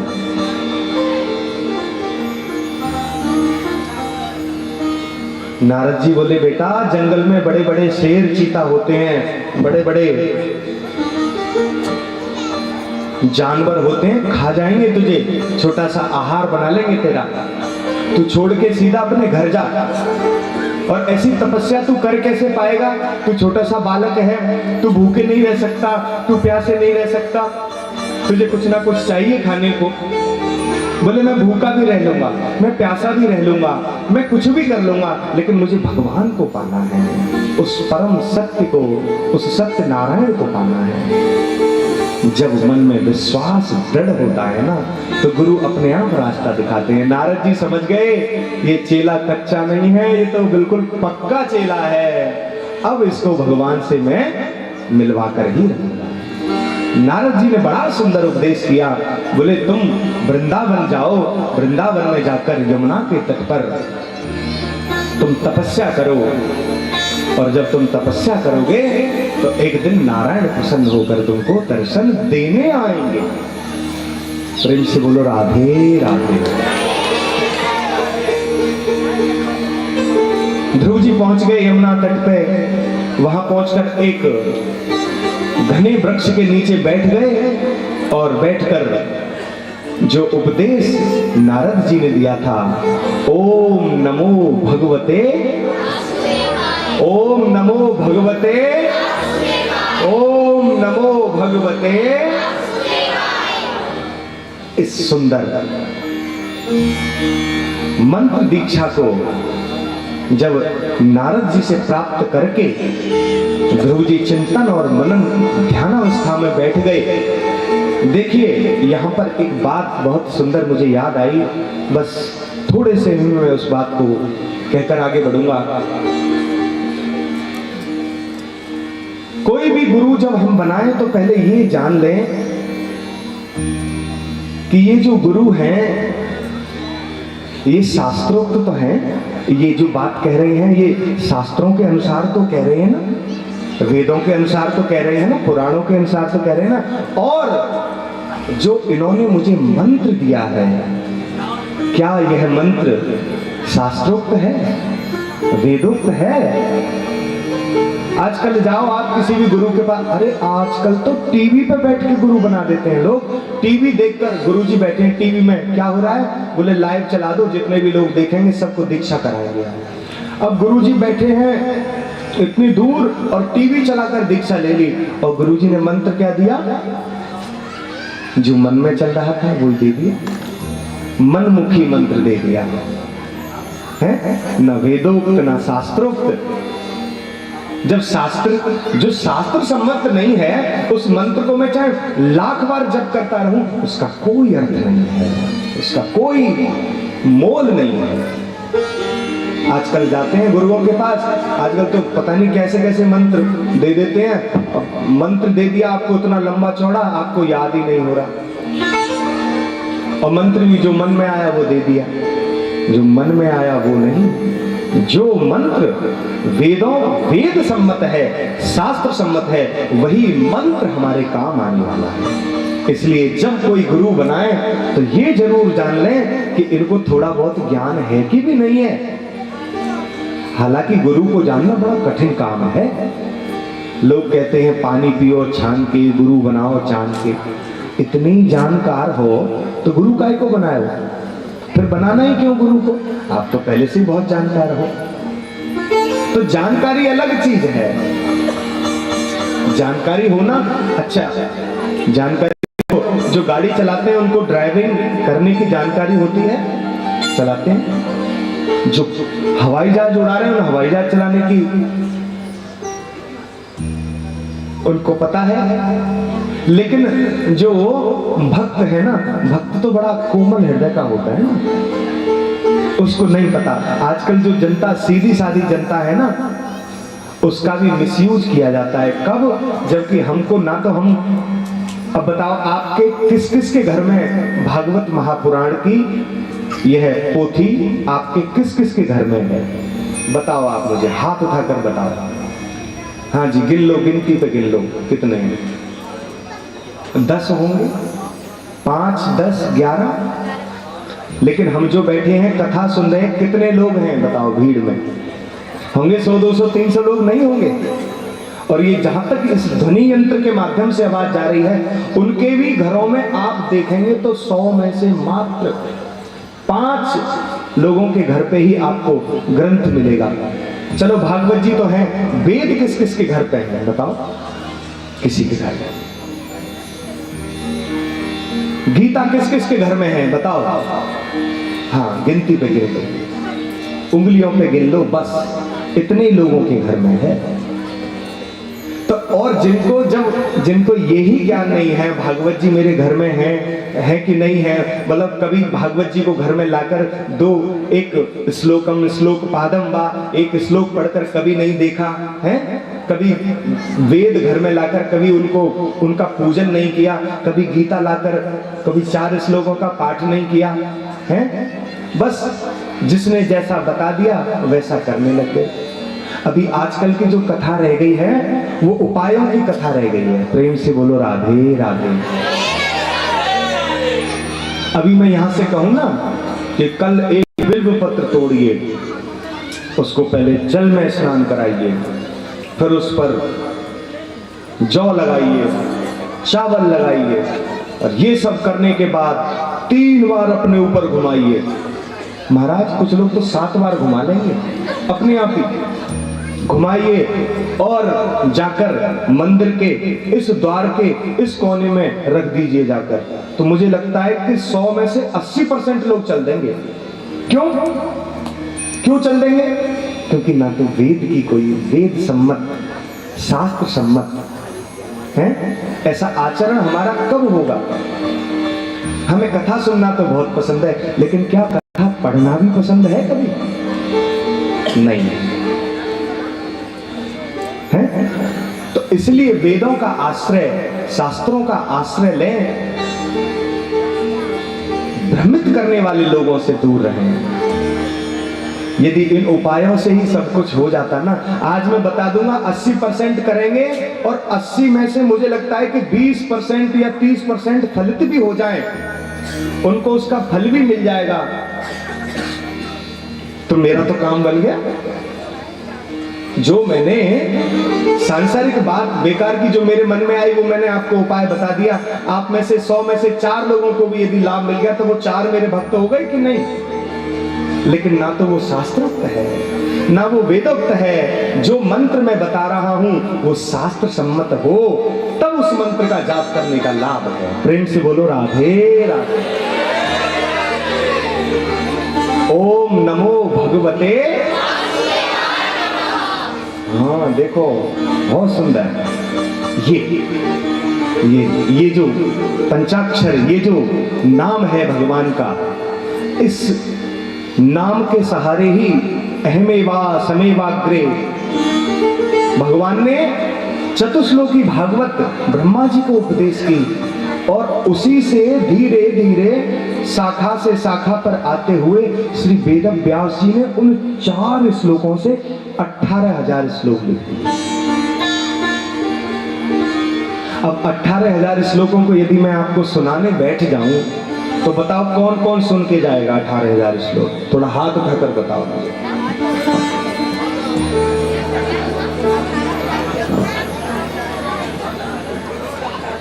335 अध्याय हैं, 12 स्कंद हैं, 18,000 श्लोक हैं, और इनको यदि मैं पूरा सुनाने बैठ जाऊं तो मुझे लगता है अब से जैसे ही रात को 9 बजेंगे ना तो सबको भूख लगेगी, तो इस पंडाल में कोई दिखाई नहीं देगा, बस मैं अकेला बैठा हूँगा, और हो सकता है टेंट वाले भैया बैठे हों, क्योंकि जब ये सब चले जाएंगे महाराज जी आप भी चाहोगे तो फिर ये सब मंच तो मुझे करना है। हो सकता है साउंड वाले भैया बैठे हों कि महाराज जी को आवाज बढ़ा दूं, थोड़ी कम कर दूं, और कोई नहीं मिलेगा। उपायों में कुछ नहीं है भैया, उपाय बस एक ही है, आप अंते नारायण स्मृति, ये सबसे अच्छा उपाय है। क्या? अंते नारायण स्मृति। हमारी स्मृति अंत समय तक भी भगवान नारायण को ही चाहे, उस परम सत्य को ही चाहे, ये है फल। बाकी आप कितना भी कुछ करते रहिए, जन्म जन्म मुनि जतन कराही, अंत राम कहे आवत नाही। पूरी जिंदगी लड़ते रहे, झगड़ते रहे, ईर्ष्या करते रहे, और अंत में सोचते हैं कि अब जाने वाले हैं, थोड़ा कीर्तन कर लो, कीर्तन कर लो, नारायण श्रीमन नारायण नारायण का जाप कर लो, अब ये जाने वाले हैं, बिल्कुल नीचे उतार लो, बिस्तर से नीचे जमीन पे ले आओ, जमीन पे बिछा लेते हैं ना, फूस डाल के नीचे, हाँ नीचे ले आओ इनको, अब इनको भगवान का नाम सुनाओ। तो वो जो पूरे जिंदगी भर जिसने ग्राम्य चर्चाओं को ही सुना है, उसने अच्छी बात सुनी नहीं, ना कोई वेदों का सहारा लिया, वो फिर अंत समय में क्या करता है? जैसे लोग कहते हैं ना, श्री राम जय जय राम, श्री राम जय जय राम। जब चारों ओर बैठकर लोग भगवान का नाम लेते हैं ना, तो ऐसे जीव को भगवान का नाम भी सुहाता नहीं। क्यों नहीं सुहाता? क्योंकि पूरे जीवन उसने कभी उस नाम का आश्रय लिया ही नहीं, कभी कथाओं में पहुंचा ही नहीं, जाकर भगवत भक्ति ही नहीं करी। तो अंते मति सागति। एक छोटी सी बात सुनाकर, छोटी सी घटना सुनाकर मैं फिर आगे प्रवेश करूंगा कथा में, क्योंकि आज कथा भी बहुत है और कथा तो अथाह है। 18,000 श्लोक व्यास जी ने लिखे हैं, उनमें से हमारे जीवन में 1, 2, 4, 10, मैं मानता हूं 18,000 यदि समझ में नहीं आए, यदि 18 भी हमारी समझ में आ जाएं, हमारे जीवन में उतर जाएं, तो आप मान के चलिए कि हमारा कल्याण निश्चित है। एक बुजुर्ग जाने वाले थे, बिल्कुल अंत समय आ गया, तो उन्होंने कहा मेरी पत्नी कहाँ है, मेरी पत्नी को बुलाना। तुरंत पत्नी को बुलाया, बोले सुनो सुनो, याद कर रहे हैं, बिल्कुल जाने वाले हैं, जल्दी पहुंचे। अच्छा, बोले बेटा कहाँ है मेरा बड़ा वाला? बोले बुलाओ बुलाओ बुलाओ बुलाओ, बड़े वाले को जल्दी बुलाओ, बड़े वाला आ गया। बोले बीच के को बुलाओ, अरे तुमको याद कर रहे हैं। फिर छोटे को बुलाया, बोले अब एक काम करो, मेरी बेटियों को भी बुला लो, अब मेरा अंत समय है। सबको बुला लिया, सब आ गए, सब चारों ओर खड़े हैं। तब पिताजी ने पूछा बड़ा बेटा कहाँ है? बोले पिताजी मैं यहाँ हूँ। छोटा कहाँ है? बोले मैं यहाँ हूँ। बेटी कहाँ है? मैं यहाँ हूँ। पत्नी कहाँ है? बोले यहाँ हूँ। अरे तुम सब मेरे पास यहीं खड़े हो, मुझे चैन से मरने भी नहीं देते। वहां दुकान पर कौन है? अब बताओ, तुम सब यहाँ खड़े हो, वहां दुकान पर कौन है? और कोई ग्राहक लौट गया तो फिर क्या होगा? चैन से मरने भी नहीं देते मुझे। और देखो वो बछड़ा झाड़ू को खा रहा है, उसको जल्दी बचाओ। पर इतना कहते कहते राम नाम सत्य है। अब जब कुत्ते को जलेबी चाटते हुए देख लेंगे, बछड़े को झाड़ू खाते हुए देख लेंगे, दुकान की चिंता करेंगे, अंत में कुछ खाने पीने की चिंता करते हुए चले गए, तो अगला जन्म किसका मिलेगा? हैं? किसका जन्म मिलेगा? हलवाई का? अरे हलवाई तो बड़े भाग्य से मिलते हैं। वो हलवाई के नीचे जो कढ़ाई रहती है ना, उसको जो चाटते हैं ढूंढते हुए। अब ये तो मुझे नहीं पता कौन चाटता है। आप समझो, अंते मति सागति। जो अंत में मति होती है वो वैसी ही गति होती है। और ये अंत की मति इतनी जल्दी, हमने जीवन भर प्रपंचों का अभ्यास किया है, अंत में भगवान का नाम कैसे सुहाएगा? इसलिए शास्त्रोक्त बड़ा सुंदर उपदेश नारद जी ने ध्रुव जी को किया। ओम नमो भगवते वासुदेवाय।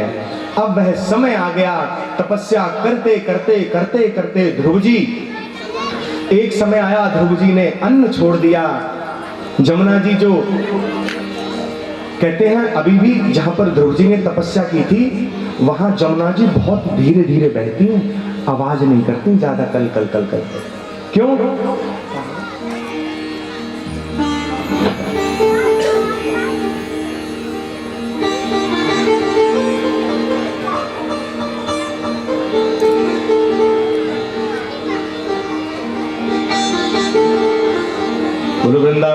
बिहारी लाल की। जमुना जी धीरे धीरे बैठी है। क्यों बैठी है? क्योंकि ये जो बालक बैठा भगवान का भजन कर रहा है ना, इसको कम से कम डिस्टर्ब हो, इसको मैं भजन करने में कोई बाधा ना पहुंचे, इसलिए जमुना जी धीरे धीरे बहती हैं। जंगल के समस्त जो छोटे छोटे पक्षी हैं वो कहीं से फल लेकर आते हैं और ऊपर से ध्रुव जी के पास डालकर चले जाते हैं। जमुना जी के अंदर जो फल बहते हैं उन फलों को जमुना जी अपनी लहरों के सहारे से ध्रुव जी की ओर कर देती हैं। तभी तो कहा है कि जा पर कृपा राम की होई, ता पर कृपा करे सब कोई। जब भगवान की कृपा होती है ना, उस पर सबकी कृपा हो जाती है। लेकिन ध्रुव जी तो भगवान को ही पाना चाहते हैं। ध्रुव जी ने एक दिन फल छोड़ दिए, अन्न छोड़ दिया, फल छोड़ दिए। अब तो ध्रुव जी ने अपनी प्राण वायु को रोकना प्रारंभ किया। अब ध्रुव जी श्वास लेने में भी अब संकोच करने लगे और श्वासों को भी समेटना प्रारंभ किया। अन्न छोड़ा, जल छोड़ा, फल छोड़े और अब अपनी श्वासों को भी रोक दिया।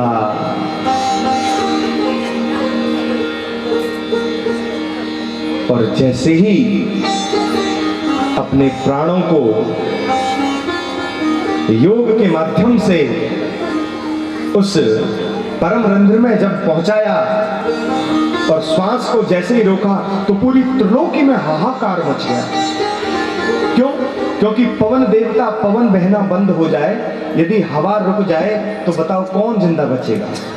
कोई नहीं बचेगा। तो वो जब वायु रुकने लगी, जब पूरा वातावरण कष्टमय हो गया, सब मरने वाले हैं, जब सबको ऐसा प्रतीत हुआ, भागकर सब नारायण के पास पहुंचे, बोले भगवान भगवान हमको बचाओ। ध्रुव जी की तपस्या से पूरा ब्रह्मांड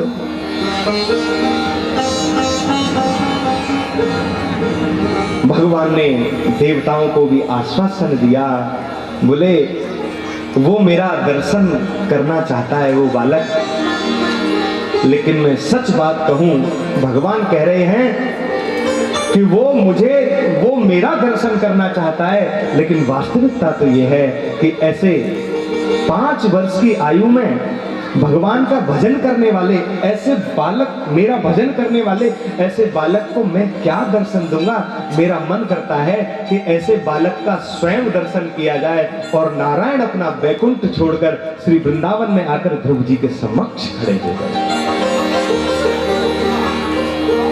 अब ध्रुव जी तो ध्यान में मगन है, ध्रुव जी को तो पता ही नहीं जिस छवि का सुंदर दर्शन ध्रुव जी अंदर कर रहे हैं, उस छवि को छोड़कर ध्रुव जी अब नेत्र नहीं खोलना चाहते। क्यों? क्योंकि इतनी सुंदर छवि का दर्शन कौन छोड़े? भगवान ने संकेत भी किया, लेकिन वह संकेत जब ध्रुव जी के समझ में नहीं आया तो भगवान समझ गए कि मेरी झांकी में, मेरे दर्शन में इतना खो गया है कि अब ये बाहर की दुनिया से इसको कोई लेना देनी, अब ये नेत्र नहीं खोलेगा, तो अब मुझे इसके अंदर जो छवि है उस छवि को मैं स्वयं धारण करता हूं और अब अंदर जो इसके छवि है उसको मैं हटाता हूं। भगवान ने जैसे ही वो छवि, अपनी अद्भुत छवि को हटाया, तुरंत ध्रुव जी ने आंख खोली और आंख खोलते हैं तो क्या देखते हैं? चतुर्भुज नारायण शंख चक्र गदा पद्म लेकर वही छवि, जिस छवि का हृदय में दर्शन कर रहे थे, वही छवि साक्षात सामने नारायण की देखी तो नारायण की छवि देखकर ध्रुव जी बहुत द्रवित हो गए, आंखों से आंसू बहने लगे। अब परमात्मा सामने आ गए। अब चलो वो बालक था, भगवान सामने, आपके ही सामने आ जाए भगवान अचानक से, तो आप क्या कहोगे भगवान से? एकदम देखकर आश्चर्य हो जाएगा, वाणी स्तब्ध हो जाएगी, है ना? कुछ शब्द निकलेगा ही। आज ध्रुव का दर्शन करने परमात्मा स्वयं पधारे हैं। और भगवान समझ गए ये बालक है, ये बालक स्तब्ध हो गया है, कुछ बोल नहीं पा रहा है, अब क्या करूं? तो भगवान ने अपना पांचजन्य शंख निकाला और उस ध्रुव के, उस बालक के कपोलों पर जब स्पर्श किया तो मानो समस्त वेदों का, समस्त शास्त्रों का, पुराणों का, श्रुतियों का ज्ञान एक क्षण में ध्रुव जी के हृदय में जाकर स्थापित हो गया। भगवान चाहे तो क्या नहीं कर सकते। और जैसे ही कपोलों से उस शंख को स्पर्श कराया तो आज ज्ञानियों के ज्ञानी ध्रुव जी महाराज कहने लगे कि योऽन्तः प्रविश्य मम वाचमिमां प्रसुप्तां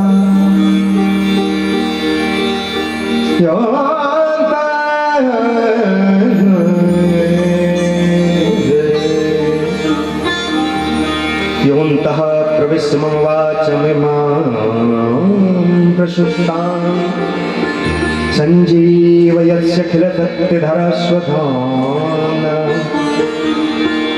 अन्याश्च हस्तचरणाश्रवणत्वगादीन् प्राणान्नमो भगवते पुरुषाय तुभ्यम्। बोले भगवान आपका दर्श पाकर मैं धन्य हो गया, मेरी तपस्या धन्य हुई, संपूर्ण हुई, अब मुझे जीवन में कुछ नहीं चाहिए, आपका दर्शन पाकर मुझे सब कुछ मिल गया। और मेरे अंदर तो मेरी वाणी अमूक है, मैं तो कुछ बोल भी नहीं सकता था ठाकुर, लेकिन आपकी कृपा से आज मुझे जो भी ज्ञान है वो सब आपकी कृपा से प्राप्त हुआ है। मेरे अंदर ऐसी कोई सामर्थ्य नहीं है और मैं आपको पाकर आज धन्य हूं। और नारायण के दर्शन करते करते बोले ध्रुव जी कि अब मुझे मेरे पिता की गोद नहीं चाहिए, क्योंकि अब मैंने आपको पा लिया, आपका दर्शन कर लिया, अब मुझे किसी सांसारिक गोद की आवश्यकता नहीं है। और जिसको परमपिता परमेश्वर मिल जाए वो सांसारिक गोदों के लिए कहां रोएगा। जब तक भगवान के दर्शन नहीं हुए थे, जब तक भगवान नहीं मिले थे, तब तक ही ये संसार आदमी को, जीव को सताता है। और जब एक बार भगवान मिल जाते हैं ना, उसके बाद इस संसार की कोई वैल्यू नहीं रह जाती। आप महात्माओं को देखो, अब वन में जाकर भजन करते हैं, अब बताओ वहां वन में उनको भोजन की व्यवस्था कौन करता होगा। एक महाराज ऐसे ही वन में तपस्या कर रहे थे, अचानक क्या हुआ, उन्होंने सोचा कि अब मैं बिल्कुल भगवान भरोसे हो गया हूं, अब ना मुझे किसी से कुछ मांगना है, ना मुझे किसी से कुछ नहीं लेना है, अब मैं सिर्फ भजन करूंगा। और यदि भगवान को मैं प्यारा होऊंगा तो भगवान अपने आप भोजन की व्यवस्था करेगा। अब ये सोचते हुए सुबह से बैठे हैं और शाम हो गई, रात्रि हो गई, लेकिन मन में विचार चल रहा है मैं नहीं खाऊंगा, मुझे नहीं चाहिए, नहीं भगवान आपकी जैसी इच्छा, लेकिन भूख तो लग रही है, क्योंकि भूख लगना शरीर का धर्म है। जैसे प्यास लगती है, जैसे भूख लगती है, लेकिन फिर भी वो भक्त भगवान के भजन में मगन थे और पेड़ के ऊपर बैठकर भजन कर रहे थे। भगवान ने इंतजाम किया, एक डाकुओं की टोली वहां से निकली, किसी डाकुओं ने एक कहीं से लूट का माल लेकर आ रहे थे, तो लूट के माल में रसोई में से जो लास्ट में भोजन था ना, वो सब भोजन बांध के एक थैली में लेकर जा रहे थे। तो वहां डाकुओं ने पेड़ के नीचे उसको रख दिया, सब स्नान इत्यादि करने, घूमने फिरने, अपने नित्य क्रियाओं में चले गए। लौट के आके देखा कि वो भोजन किसी और पेड़ के नीचे रखा है, तो आश्चर्य में पड़ गए, किसी ने जहर तो नहीं मिला दिया इसमें आकर। वो सब डाकू चर्चा करने लगे, इतने में ऊपर से आवाज आई।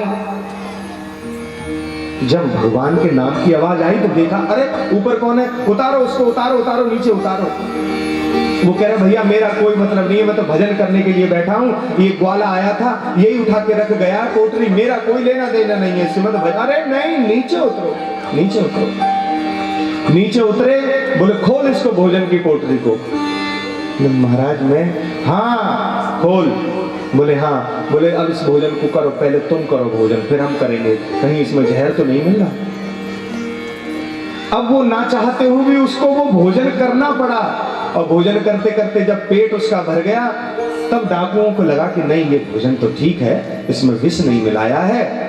वो सब उस भोजन को पाकर लेकर वो सब डाकू चले गए, और जब अंत में वो महात्मा बैठे विचार करने लगे, हे भगवान मैं तो सोच रहा था कि इस बियाबान जंगल में मुझे खाने को कहां से दोगे आप, मैं तो फल फ्रूट्स खाकर यही सब जलपान और ये वनस्पति से ही अपना जीवन गुजारा करना चाहता था, लेकिन क्या गाजर का हलवा, क्या गर्मा गर्म खीर और क्या पूड़ियां थी महाराज।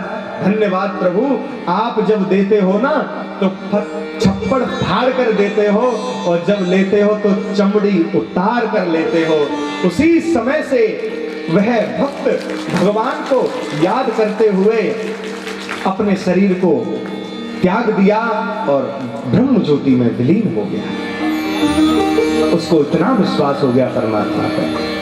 तो चींटी के पग नूपुर बाजे वो भी साहिब सुनता है, हमारी नहीं सुनेगा। ध्रुव जी की सुनकर अपना लोक छोड़कर आ गए। ध्रुव जी ने बड़ा सुंदर यूंतः प्रविश्य ममवा चमुमां प्रसुप्ताम, मेरे अंदर आप ही बैठकर बोल रहे हो, मेरी बोलने की कोई सामर्थ्य नहीं है प्रभु, मेरे अंदर बैठकर आप बोल रहे हो।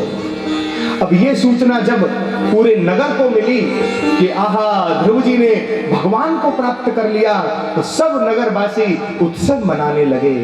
मैंने कहा था ना, जा पर कृपा राम की हुई तापर कृपा करें सके।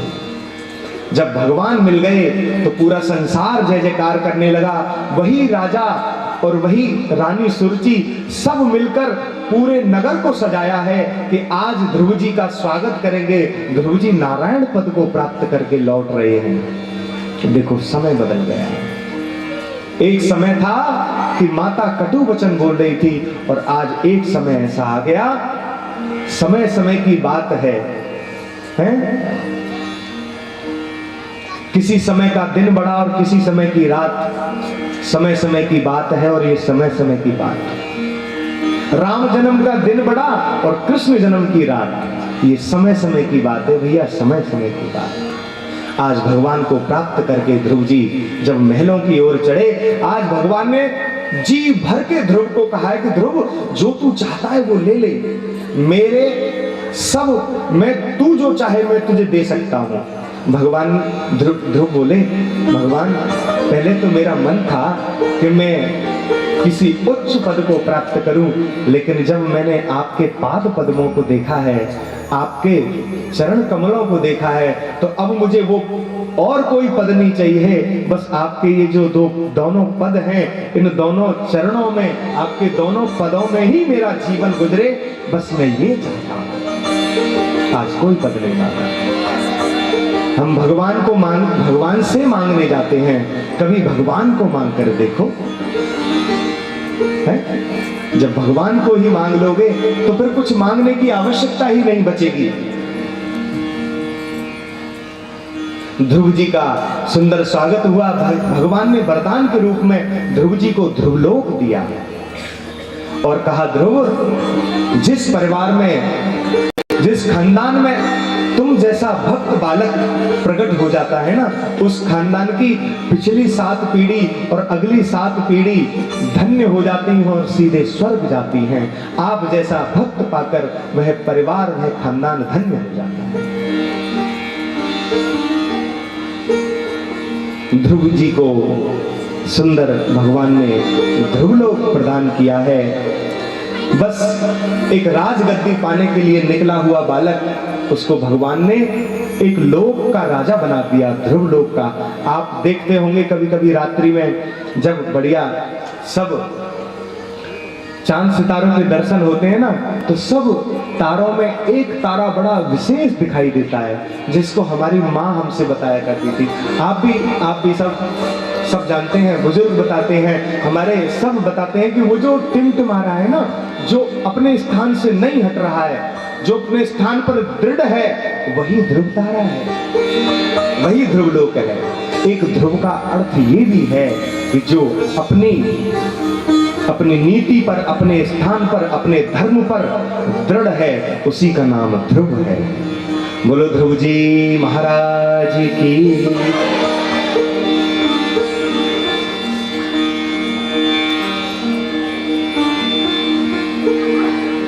भक्ति स्वतंत्र सकल सुख खानी, बिनु सत्संग न पावहि प्राणी। भक्ति कहाँ मिलती है? घर में नहीं मिलेगी भक्ति। घर में कैसे मिल सकती है? घर में तो क्लेश ही इतने हैं। और राजा प्रियव्रत ने तो गृहस्थाश्रम को ही ऐसा आश्रम बना दिया जो कि उदाहरण बन गया। उन्होंने अपने घर को ही मंदिर बना लिया। लेकिन आज घर को मंदिर बनाना बड़ा कठिन है, क्योंकि मंदिर में देवता कम है, दैत्य ज्यादा है।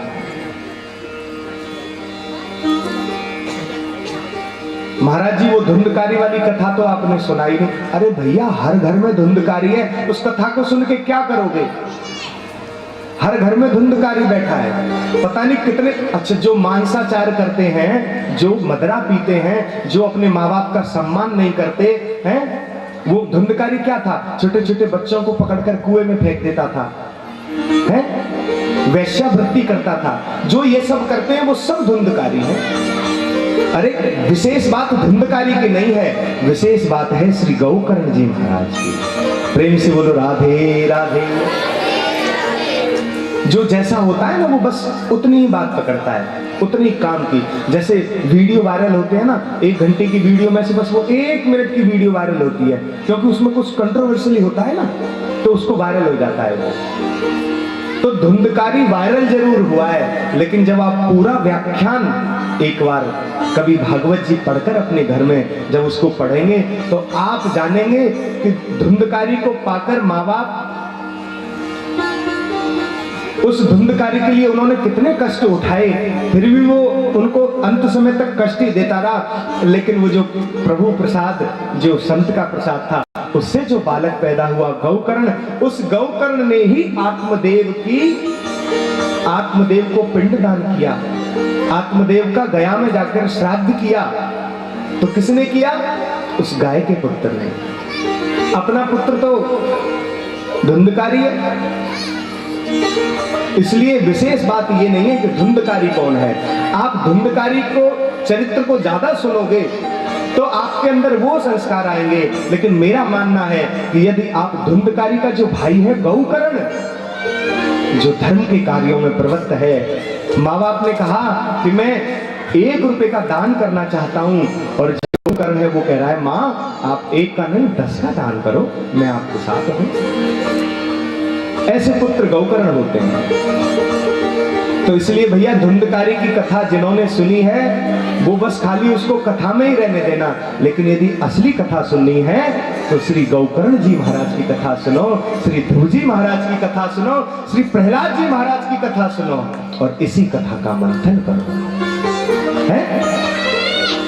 उसकी चर्चा इसलिए आई है, धुंधकारी एक उदाहरण दिया है कि ऐसा भी पापी तर सकता है। कोई धुंधकारी की कथा थोड़ी है, धुंधकारी की कोई कथा नहीं है इसमें। धुंधकारी तो एक पात्र है जिसको संकेत करके ये बताया है कि घर में ऐसे, हम कहते हैं हमारे संतान नहीं है। आत्मदेव को कितना समझाया कि यदि संतान ही सुख देती तो ऐसे लोग तो मर गए होते जिनके संतान नहीं है, और संतान ही सुख देती तो तुम मुझे बताओ रावण ने क्या सुख दिया अपने माँ बाप को? कंस ने क्या किया? सिंहासन से उतारकर नीचे फेंक दिया अग्रसेन को। है? ऐसी संतान हो तो क्या लाभ है? लेकिन संतान हो तो ध्रुव जैसी, प्रहलाद जैसी, है परीक्षित जैसी संतान हो जो पूरे कुल को धन्य कर दे। इसलिए चरित्रों का स्मरण भी वही करें जो हमको हमारी सुनीति को बढ़ाए, ना कि हमारी सुरुचि को बढ़ाए। रुचि के अनुसार काम करेंगे तो ठोकर खानी पड़ेगी, सुनीति के अनुसार करेंगे तो ठोकर नहीं खानी पड़ेगी। सीधा रास्ता वृंदावन की ओर जा रहा है। अच्छा कौन कौन चलोगे वृंदावन बताओ? सब चलेंगे? बिल्कुल तैयार रहना, बैग लगा लेना सब अपना अपना, ठीक है? लास्ट वाले दिन सबको ले चलेंगे। सब चलेंगे ना? हाँ, लास्ट वाले दिन तैयार रहना। लेकिन अपने घर को भी वृंदावन बनाओ, वहां भी ठाकुर जी हैं। ठाकुर जी वृंदावन भी उन्हीं को बुलाते हैं जो अपने घर को वृंदावन बनाते हैं। ऐसे नहीं बुला लेते ठाकुर जी सबको। जो अपने हृदय को वृंदावन बनाएंगे उन्हीं को ठाकुर जी बुलाएंगे, और किसी को नहीं बुलाएंगे। पता नहीं कितने दिनों से कोशिश कर रहे हैं, प्रयास कर रहे हैं। महाराज जी बहुत कोशिश किए, अब तो जब बिहारी जी बुलाएंगी, राधा रानी बुलाएंगी तब जाएंगे। गलत बोल रहे थे। अब हम कह रहे हैं चलो वृंदावन आप। अच्छा कौन कौन वास्तविकता में 11 तारीख को ट्रेन की टिकट करवा दें तो चल देगा? मुश्किल है महाराज, देख लो 4 हाथ हैं गिनती के। क्यों? तो वो कह रहे हैं 5 हाथ हैं। अरे 10 भी हो जाए तब भी। हमने तो कह दिया चलो बिहारी जी की प्रेरणा हुई, हाथ नीचे करो। बिहारी जी की प्रेरणा हुई, हमारे अंदर से भागवत जी ने कह दिया कि आओ आप सबका स्वागत है वृंदावन। लेकिन जाओगे कब? जब ठाकुर जी बुलाएंगे। अरे बुलाएंगे तो जब तुम्हारी तैयारी पूरी होगी। आपकी क्या तैयारी है बताओ वृंदावन चलने के लिए? कोई तैयारी है? आज ही यदि मृत्यु की देवी मृत्यु लोक से चलकर साक्षात काल तुम्हारे सामने खड़ा हो और कहे कि वी हैव टू गो, हमें चलना है अभी, क्या करोगे तुम बताओ? कौन कौन तैयार है? कोई तैयार नहीं। तैयार का अर्थ ये नहीं है कि मरने के लिए। मरने के लिए तो मरना तो सबको ही है, लेकिन कौन ये तैयारी करके बैठा है कि मरणोपरांत मुझे कोई अच्छा लोक मिले, मुझे स्वर्ग मिले? ऐसी कोई तैयारी की है? कोई तैयारी नहीं। अजामिल के सामने खड़ा हो गए आकर द्वारपाल यम के दूत, और अजामिल से बोले चलो बुलावा आया है, यमराज ने बुलाया है। लेकिन अजामिल ने अपने पुत्र का नाम नारायण रखा, उस नारायण के नाम से ही बच गया। अरे उसकी लाख बुराइयां थी उसमें, लेकिन एक अच्छाई ऐसी थी, दिन भर नारायण नारायण, मुझे प्यास लगी है बहुत जोर से, जल लेके आना। तो वो छोटा सा बालक, नारायण मुझे गर्मी लगी है, थोड़ा पंखा चला दो। नारायण मुझे सर्दी लगी है, पंखा बंद कर दो। हर समय नारायण मुझे भूख लगी, प्यास लगी, नारायण नारायण नारायण, तुम कहाँ हो नारायण, जल्दी आओ नारायण। पूरे दिन नारायण नारायण करता हुआ जीवन काट दिया उसने, और उसको पता नहीं है कि नारायण किसका नाम है। बस एक महात्मा ने बोल दिया था, अपने बच्चे का नारायण रख लिया, और उस नारायण नाम से उसका कल्याण हो गया। तो उसने कुछ तो तैयारी की। हमने क्या तैयारी की है बताओ? हमारी कोई तैयारी नहीं। इसलिए तैयारी करो। राधा रानी का तो संकेत है कि बरसाने आओ। बिहारी जी तो आपको बरसाना बुलाने चाह रहे हैं, खूब वृंदावन बुलाना चाह रहे हैं, लेकिन आप जाओगे जब आपकी तैयारी होगी। बिना तैयारी के हम बस इतना ही कह के छूट जाते हैं कि बिहारी जी बुलाएंगे तब जाएंगे। अरे बिहारी जी भी तो डायरेक्ट आकर थोड़ी ना कहेंगे आइए प्लीज वेलकम, वो नहीं कहेंगे, वो भी तो किसी को माध्यम बनाएंगे, किसी ना किसी के माध्यम से तो आप तक सूचना पहुंचाएंगे। लेकिन क्या हमारी तैयारी है? बस यही विचार कर लो। जिस दिन ये तैयारी हो जाएगी ना, उस दिन तुमको कोई रोक नहीं पाएगा, सीधे बिहारी जी के पास पहुंच जाओगे। बिहारी जी अपने आप बोलेंगे। बस तैयारी करो, भजन करो, मन को वाणी को व्यर्थ की बातों में ना लगाकर काम की बातों में लगाओ, जिससे कि आज से 100 साल बाद भी तुमको याद किया जाए। ऐसा ना हो 100-200 साल में तुम्हारा चरित्र, तुम्हारा नाम, तुम्हारी पहचान बिल्कुल विलीन हो जाए, तुम्हें कोई याद करने वाला ना हो। कबीरा जब हम पैदा भये जग हंसो हम रोए, और ऐसी करनी कर चलो हम हंसे जग रोए। हमारे स्वर कोकिला जिनको साक्षात सरस्वती का अवतार कहा गया, ऐसी श्री लता मंगेशकर जी जब इस धराधाम को, इस पृथ्वी को छोड़कर गई ना, तो मुझे नहीं लगता कि संगीत के क्षेत्र में कोई ऐसा वीर होगा जो उनके लिए ना रोया हो। क्यों? तानसेन जब गए, आज भी हम तानसेन को याद करते हैं। क्यों? क्योंकि तानसेन ने अपने भजन को ग्राम्य गीतों में नहीं, भगवान की सेवा में लगाया। राज दरबार के बहुत अच्छे गवैया थे, लेकिन उनके गुरु कौन थे? स्वामी श्री हरदास जी महाराज। वास्तविकता में भक्त परंपरा से जुड़े हुए थे। जब भक्ति के माध्यम से हमारी उस लेवल की, उस तीव्रता की भक्ति हो जाएगी, जिस समय हम परमात्मा को बस प्राप्त करने वाले होंगे, आप देखेंगे आपको दुनिया याद करेगी। आदि गुरु शंकराचार्य, किस किसने शंकराचार्य का नाम सुना है? थोड़ा हाथ उठाकर बताओ मुझे। सबने सुना है शंकराचार्य जी का नाम? अब बताइए, शंकराचार्य जी को कितना समय हो गया गए हुए? पुनरप जननी पुनरप मरणम पुनरप जननम पुनरप जननी जठरे शयनम। शंकराचार्य जी ने धर्म की स्थापना की। बद्रीनाथ में जाकर भगवान नरनारायण को साक्षात विराजमान किया। चारों भारत के चारों कोनों पर धर्म की ध्वजा को स्थापित करके और जवानी में ही चले गए। अब हम पूरे जीवन शंकराचार्य महाराज को बस स्मरण करते रहेंगे। और मैं ही नहीं, आज से 500 वर्ष बाद भी, 1000 वर्ष बाद भी शंकराचार्य जीवित है। शंकराचार्य कहीं नहीं गए। उनके द्वारा दी हुई परंपरा जीवित है, गुरु के द्वारा दिया हुआ ज्ञान जीवित है। इसलिए ऐसी करनी कर चलो कि हम हंसें जग रोए आपको याद करके। तो भगवान की भक्ति से अच्छा कोई आश्रय नहीं है। योमतः प्रणस्य ममवा चमवाम पुषुक्ताम। ध्रुव जी ने बहुत प्रार्थना करी, भगवान प्रसन्न होकर ध्रुवलोक दिया। लौटकर राजा ने स्वागत किया और ध्रुव जी के ही वंश का आगे विस्तार हुआ है।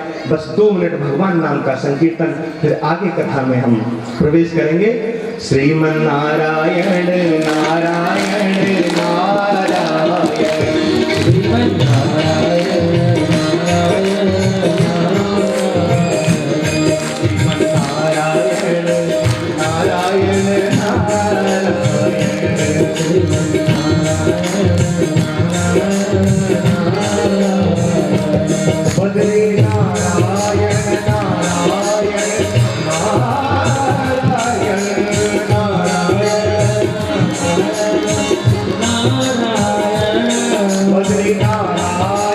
नारायण नारायण, बद्री नारायण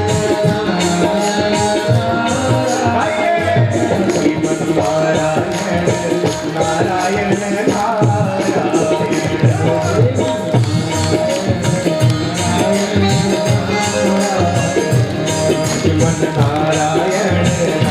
बद्री नारायण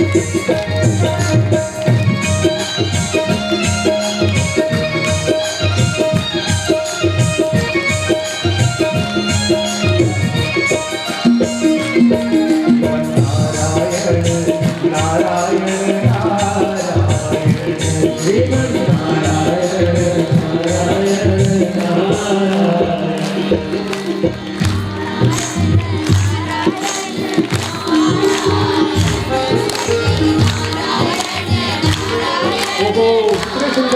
नारायण बोलो ना।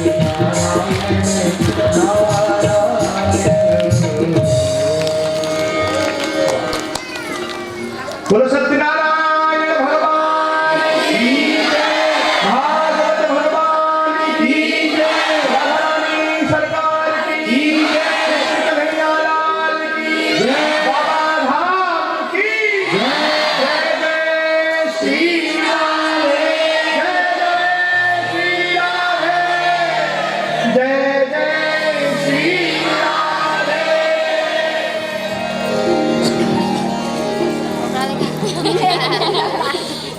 ध्रुव जी को भगवान ने अपने दोनों चरणों में अपने दोनों पदों को प्रदान कर दिया।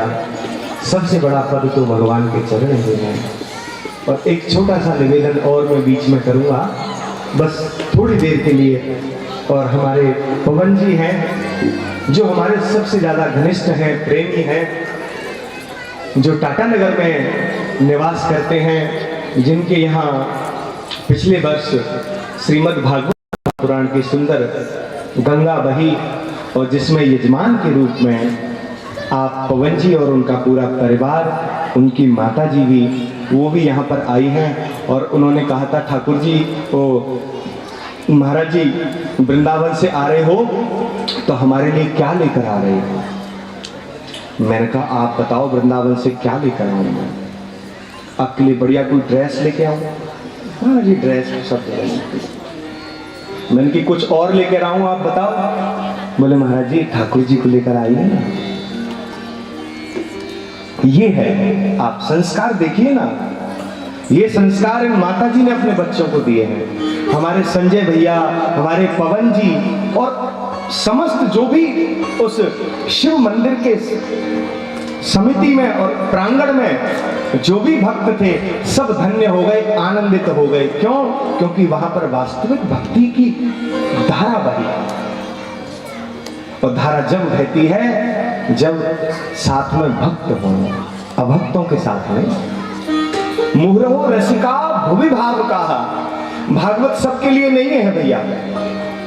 लोग कहते हैं बोले भागवत जी सबके लिए, हाँ सबके कल्याण के लिए है, लेकिन सबको सुनने को नहीं मिलेगी, सबको सुनने का सौभाग्य नहीं मिल सकता। क्यों? बोले कौन सुन सकते हैं? बोले मुहुरहो रसिका भुवि भाव का। एक व्यक्ति को बहुत जोर से प्यास लगी, उसने जल मांगा। आप गए कुएं पर, तुरंत बाल्टी डाली।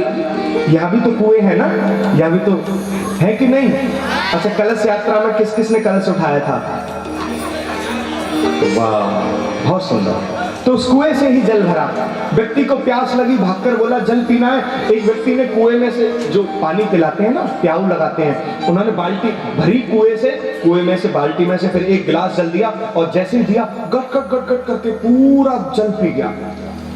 हाँ महाराज बड़ी शांति, क्योंकि वो प्यासा था।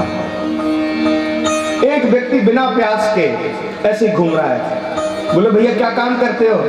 बोले आपको दिख नहीं रहा है मैं जल पिलाता हूं। अरे जल पिलाना भी कोई काम है? अरे बड़े पुण्य का काम है जल पिलाना।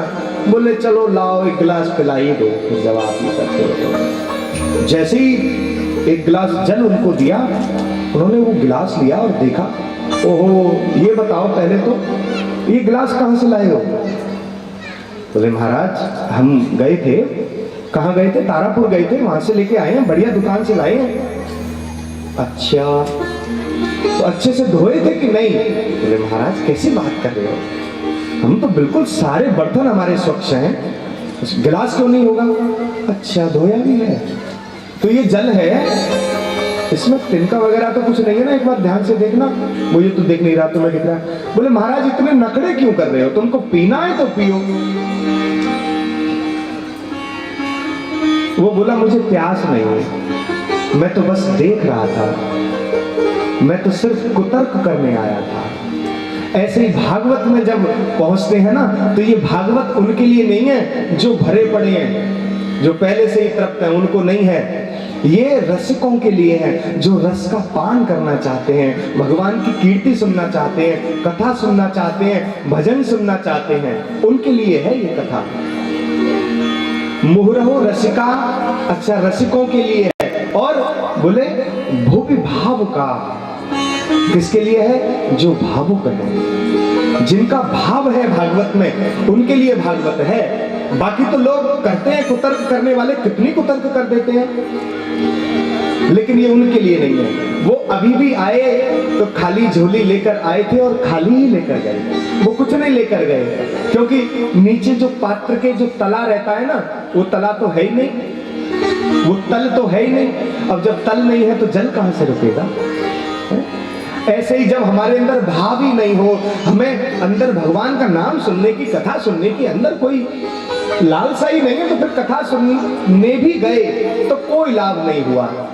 कोरा कागज क्या है वो, आप ही लोग सुनाएंगे, मुझे तो पता नहीं। वो कोरा जीवन, कोरा कागज और अरे राम, कोरा ही रह गया। अब बताओ, ऐसे ही था, कुछ नहीं लिख पाए उस पर। कोरा कागज आया, कोरा ही लेके चले। न तो कभी भगवान के किसी नाम का स्मरण किया, न किसी कथा को अच्छी से श्रवण किया। कथा तो भले ही समझ में ना आए, लेकिन कीर्तन और भजन तो बहुत जल्दी समझ में आ जाता है। कथा समझ में आने के लिए आपको भावुक बनना पड़ेगा, और भजन समझने के लिए आपको रसिक बनना पड़ेगा। भगवान का क्या स्वरूप है? को रसो वैश। भगवान कौन है? बोले रस का जो स्वरूप है वो भगवान है। किसी ने पूछा, भगवान आप तो यज्ञ नारायण हो, आप कौन से यज्ञ हो? भगवान बोले कि यज्ञा नाम जप यज्ञोस्मि। जितने भी यज्ञ होते हैं पूरे संसार में, इन सब यज्ञों में मैं हूं, लेकिन इन सब यज्ञों में मुख्य रूप से यदि मैं हूं तो यज्ञा नाम जप यज्ञोस्मि। जो मेरे नाम का जप करते हैं ना, जो मेरी कीर्ति का श्रवण करते हैं, जो मेरे नाम को गाते हैं, मेरे कीर्तन को गाते हैं, मेरे भजन को गाते हैं, वही यज्ञ मैं हूं। भगवान से पूछा, आप गंध कौन सी हो? गंध आती है ना, नाक सुगंध हम लेते हैं। एक होती है स्मेल, लोग स्मेल को ही मान लेते हैं कि गंध। स्मेल नहीं, स्मेल बैड होती है। जो अच्छी होती है उसको बोलते हैं फ्रेग्रेंस। प्रेम से बोलो राधे राधे। पीछे वाले भी बोलो ना भाव से। उस कोने में से कम आवाज आ रही है। देखो सच्चे श्रोता बैठे। तो बोले जो गंध है, उस गंध में आप कौन से हैं? बोले जो धरती में से गंध आती है ना। कभी आप बीच दोपहरी में थोड़ा सा जल डाल के देखो धरती पर, जैसे ही वो जल स्पर्श करेगी तो उसमें से एक गंध उठती है। वो गंध भगवान कहते हैं, वो गंध मैं हूं। यज्ञों में जप यज्ञ मैं हूं।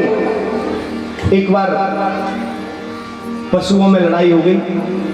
पशु बोलने लगे, भगवान आप हमारे नहीं हो, आप तो मनुष्यों के हो। अरे बोले नहीं, मैं तुम्हारा भी हूं। तो बोले हम कैसे माने? तो भगवान बोले परेशान मत हो। भगवान ने फिर हयग्रीव अवतार धारण किया, 12 अवतार धारण किया। पक्षी बोले अब आप हमसे, आप हमारे तो हो नहीं, आप तो पशुओं के हो, मनुष्यों के हो। अरे बोले मैं आपका हूं। तो बोले कैसे प्रमाण करोगे? तो भगवान ने हंसा अवतार धारण किया।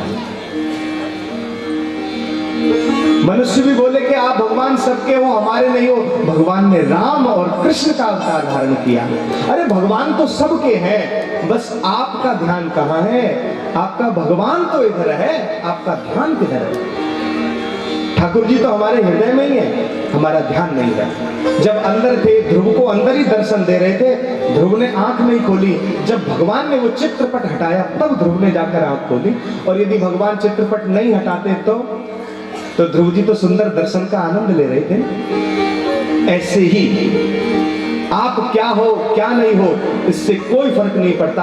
आप क्या करते हो, क्या विचार करते हो। अभी एक आजकल क्या बोलते हैं उन्हें, मोटिवेशनल स्पीकर। प्रेम से बोलो राधे राधे। आजकल मोटिवेशनल स्पीकर बनने की होड़ बनी है महाराज। YouTube पर देखिए, फलाने सर कौन है, बोले मोटिवेशन करते हैं। अब मोटिवेशन में वो चाहे एब्यूज भी यूज कर रहे हैं तब भी कोई दिक्कत नहीं है लोगों को। क्यों नहीं है यूज, क्यों नहीं है दिक्कत? क्यों? क्योंकि उन्होंने अपने आप को ऐसा मान लिया कि ये मोटिवेट करेंगे तभी हम मोटिवेट होंगे, वैसे अन्यथा हम होंगे नहीं, वैसे हम आलसी हैं पूरे। अरे भैया, आपको जगाने के लिए इतनी बढ़िया बढ़िया कथाएं हैं, भागवत है, राम कथा है। कभी एक बार विज्ञान पढ़ना चाहते हो, कभी साइंस या मैथ पढ़ना चाहते हो, तो हमारे ऋषि मुनियों के शास्त्रों को खोलकर देखो। साइंस जो बात आज प्रूफ कर रही है उसको सालों पहले भगवान हमारे ऋषियों ने प्रूफ कर दिया। लेकिन हम लोग चकाचौंध की जिंदगी में ज्यादा जीना चाहते हैं, वास्तविकता में नहीं जीना चाहते। लेकिन जो भक्त होगा वो भगवान का ही आश्रय ग्रहण करेगा, जो अभक्त होगा वो संसार के लोगों का आश्रय ग्रहण करेगा। संसार की बात मानने से अच्छा है भगवान की बात मानना। प्रेम से बोलो राधे राधे। श्री सुखदेव जी महाराज परीक्षित को वर्णन करते हैं कि राजन, आगे इसी वंश में ध्रुव जी के उत्कल और वत्सर नाम के दो पुत्र हुए हैं।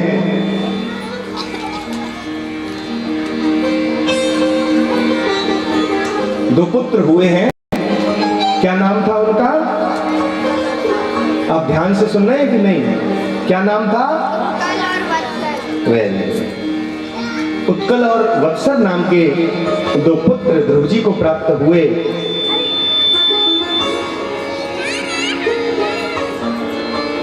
और ऋषियों ने तो एक बहुत अच्छी बात कही, तुलसीदास जी की एक चौपाई बड़ी सुंदर है, उसका स्मरण और आप करेंगे कि सो कुल धन्यो मासुन जगत पूज्य सुपुनीत श्री रघुवीर परायण जही नर उपजुबिनी। वो कुल धन्य है जिस कुल में भक्त पैदा हो। वो कुल धन्य नहीं है जिसमें राजा बैन जैसे, राजा कंस जैसे हैं, रावण जैसे पैदा हो, वो कुल धन्य नहीं है। ऐसे कुल को तो धिक्कार है। रावण को तो हनुमान जी ने बहुत समझाया, तुम कितने कुल खानदान के हो, तुम्हारे पुलस्त के तुम पुत्र हो, हैं? आप इतना अच्छा, आपका ऋषि परंपरा से आए हो, तुम ऋषियों का ही हो। ये इनकी जो रावण की माँ थी ना, वो केकसी, वो दैत्यों के परिवार से थी, लेकिन उसे एक देवताओं को हराने वाला पुत्र चाहिए था, तो उसने ऋषियों की शरण ग्रहण करी। विश्वेश्वरवा जी के द्वारा उसके गर्भ से रावण पैदा हुआ। और रावण को ज्ञान पूरा है, देखिए ज्ञान पूरा है रावण को। रावण जैसा ज्ञानी मुश्किल है, लेकिन ज्ञान होते हुए भी अज्ञानता का परिचय है। जानता है कि सीता पराई स्त्री को मैं यदि स्पर्श करूंगा या इस पर मेरी कुदृष्टि होगी तो मेरा कल्याण कभी नहीं हो सकता, लेकिन फिर भी रावण जानता है कि मुझे पूरे कुल खानदान को भगवान के हाथ से ही मोक्ष तक ले जाना है। तो भगवान को बैर भाव से भजा। भगवान कह रहे हैं कि तू मुझे प्यार कर, ऐसा नहीं कह रहा हूं मैं। आप मुझे प्रेम करो, ऐसा नहीं कह रहा हूं मैं। अरे आप बैर तो करो, चलो दुश्मनी कर लो मुझसे, लेकिन दुश्मनी मुझे वो छोटे लेवल वाली नहीं चाहिए, हाई लेवल वाली चाहिए। हाँ, भगवान कह रहे हैं ऐसी दुश्मन नहीं, ऐसा दुश्मन हो कि थोड़ा बहुत लड़ने में आनंद आए। ऐसा क्या हुआ कि एक थप्पड़ में नीचे गिर गई तो क्या मतलब है? रावण से जब युद्ध हुआ है राम जी का, तब विभीषण ने जाकर बताया है, तब रावण मारा गया है, नहीं तो राम जी से रावण मारना भी मुश्किल हो जाता है ना। इसलिए वो कुल धन्य है जिसमें भक्त पैदा हो, अभक्त नहीं। आज इसी कुल में आगे राजा अंग हुए हैं। अंग बड़े धर्मात्मा राजा, अपनी सब प्रजा का ध्यान रखते हैं, सब प्रजा का ध्यान रखते हुए भी भगवान के भक्त हैं। और इन्हीं के वंश में आगे एक दुष्ट राजा हुआ, उसका नाम हुआ बैन। उसने सब कुछ बैन लगा दिया, हर चीज पर बैन लगा दिया उसने। बोले यज्ञ, बोले बंद करो, बोले भजन पूजा पाठ, बोले बंद करो, उसने सब पर बैन लगा दिया। बोले कौन? बोले मैं राजा हूं। और आपको पता नहीं है राजा प्रजा के लिए भगवान होता है? मुझसे बड़ा भगवान कौन है? मैं राजा हूं। अब एक समय तक तो सहन हुआ, लेकिन जब यदा यदा ही धर्मस्य ग्लानिर्भवति भारत, जब जब धर्म की हानि होती है तब तब प्रभुधर विविध भगवान को अवतार लेना ही पड़ता है। ऋषियों ने उस राजा बैन को हुंकार से ऐसा मृत्यु दंड प्रदान किया कि ऐसी हुंकार लगाई कि वो बैन मारा गया, बैन मर गया। अब जैसे ही राजा मर जाए तो आप समझिए प्रजा में क्या हो सकता है, प्रजा की स्थिति क्या होगी यदि राजा मारा जाए तो। प्रजा तो बेपरवाह हो जाएगी। परम स्वतंत्र ना सर पे कोई, परम स्वतंत्र ना सर पे कोई, भावे मने करे सो जोई। प्रजा स्वतंत्र हो गई, अनाचार बढ़ गया, पापाचार बढ़ गया। ऋषि डर गए, बोले क्या करें? बोले तो एक काम करो, बिना दूल्हे की जो बारात होती है उसकी स्थिति ज्यादा खराब हो जाती है। तो अब राजा कोई ना कोई राज सिंहासन पर बैठे तो बैन के शरीर का मंथन किया, भुजाओं का मंथन करके, और जब भुजाओं का मंथन किया तो उस मंथन से एक जोड़ा उत्पन्न हुआ जिसका नाम पृथु जी महाराज और अर्ची देवी। प्रेम से बोलो राधे राधे।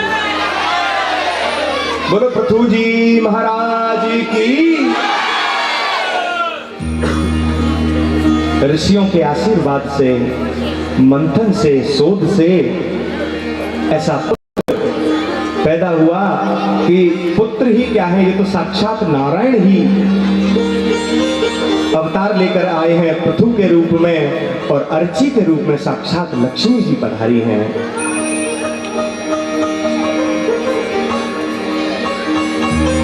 बैन के समय पर पृथ्वी ने औषधियां त्याग दी। जो औषधियों का दुरुपयोग कर रहे थे, इसलिए पृथ्वी ने औषधियों को दबा लिया। सुंदर सुंदर फलों को, वनस्पति को, सबको पृथ्वी ने अपने अंदर दबा लिया बैन के कारण। और जब ऋषि मुनियों ने उसको संहार किया, जब राजा पृथु सिंहासन पर बैठे तो पृथु महाराज ने संतों की वाणी के अनुसार, आज्ञा अनुसार पृथ्वी से वार्तालाप किया। पृथ्वी ने हाथ जोड़कर कहा, राजन, आपके ही कुल खानदान के राजा बैन के अधर्म के कारण मुझे ये सब करना पड़ा, लेकिन आप एक काम कीजिए, मैं गाय बन जाती हूँ और मेरे गाय बनने के बाद आप समस्त प्रकार की औषधि, समस्त प्रकार की वनस्पतियां, जो भी अन्न फूल फल, सब आप मुझसे दोहन कर लीजिए। तो साक्षात पृथ्वी गाय रूप में हुई। देवताओं ने भी आकर जिसको जो जो चाहिए था वो सब प्राप्त किया। दैत्य भी पहुंचे हैं महाराज। दैत्यों ने जाते, अच्छा दैत्य क्या करते हैं? दैत्यों ने जाते ही बोला कि हमको क्या चाहिए, वही पापाचार की बातें। दैत्यों ने सबसे पहले जैसे ही दोहा तो उसमें से मदरा वगैरह, समुद्र में सब कुछ है ना, जैसे समुद्र में मंथन हुआ था सब निकला था, पहले विष अंत में अमृत भी निकला है। ऐसे जिसको जो चाहिए वो मिलता है, बस एक बार आप पहुंचो। तो पृथ्वी पर राजा पृथु ने 7 द्वीपों का निर्माण किया, 7 खंडों का निर्माण करके, 9 खंडों का निर्माण करके पृथ्वी को एकसर किया, एक जैसा किया, समतल किया।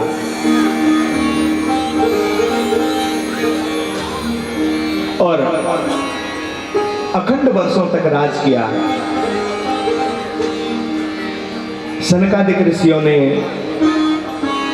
राजा पृथु को बड़ा सुंदर उपदेश भी दिया है। आकर समय की सीमा के साथ हम आगे बढ़ रहे हैं। श्री प्रहलाद जी महाराज के बस हम दर्शन करने जा रहे हैं।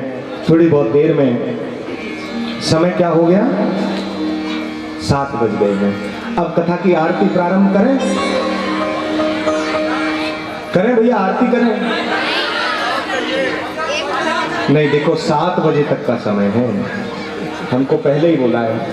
बताइए, करें आरती की तैयारी करो आचार्य जी।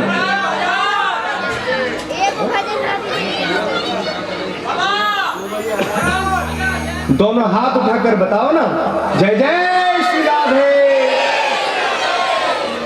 क्या करें भैया? देखो खड़े होकर बताओ ना, तो मैं आपको बताओ। लिपि लिपि में आओ, इधर आओ भैया। भजन तो सुनते ही रहते हैं, भजन तो सब सुनते हैं आप कैसेटों में, लेकिन कथा बड़ी दुर्लभ है। आप लोग कथा को सुनिए ना।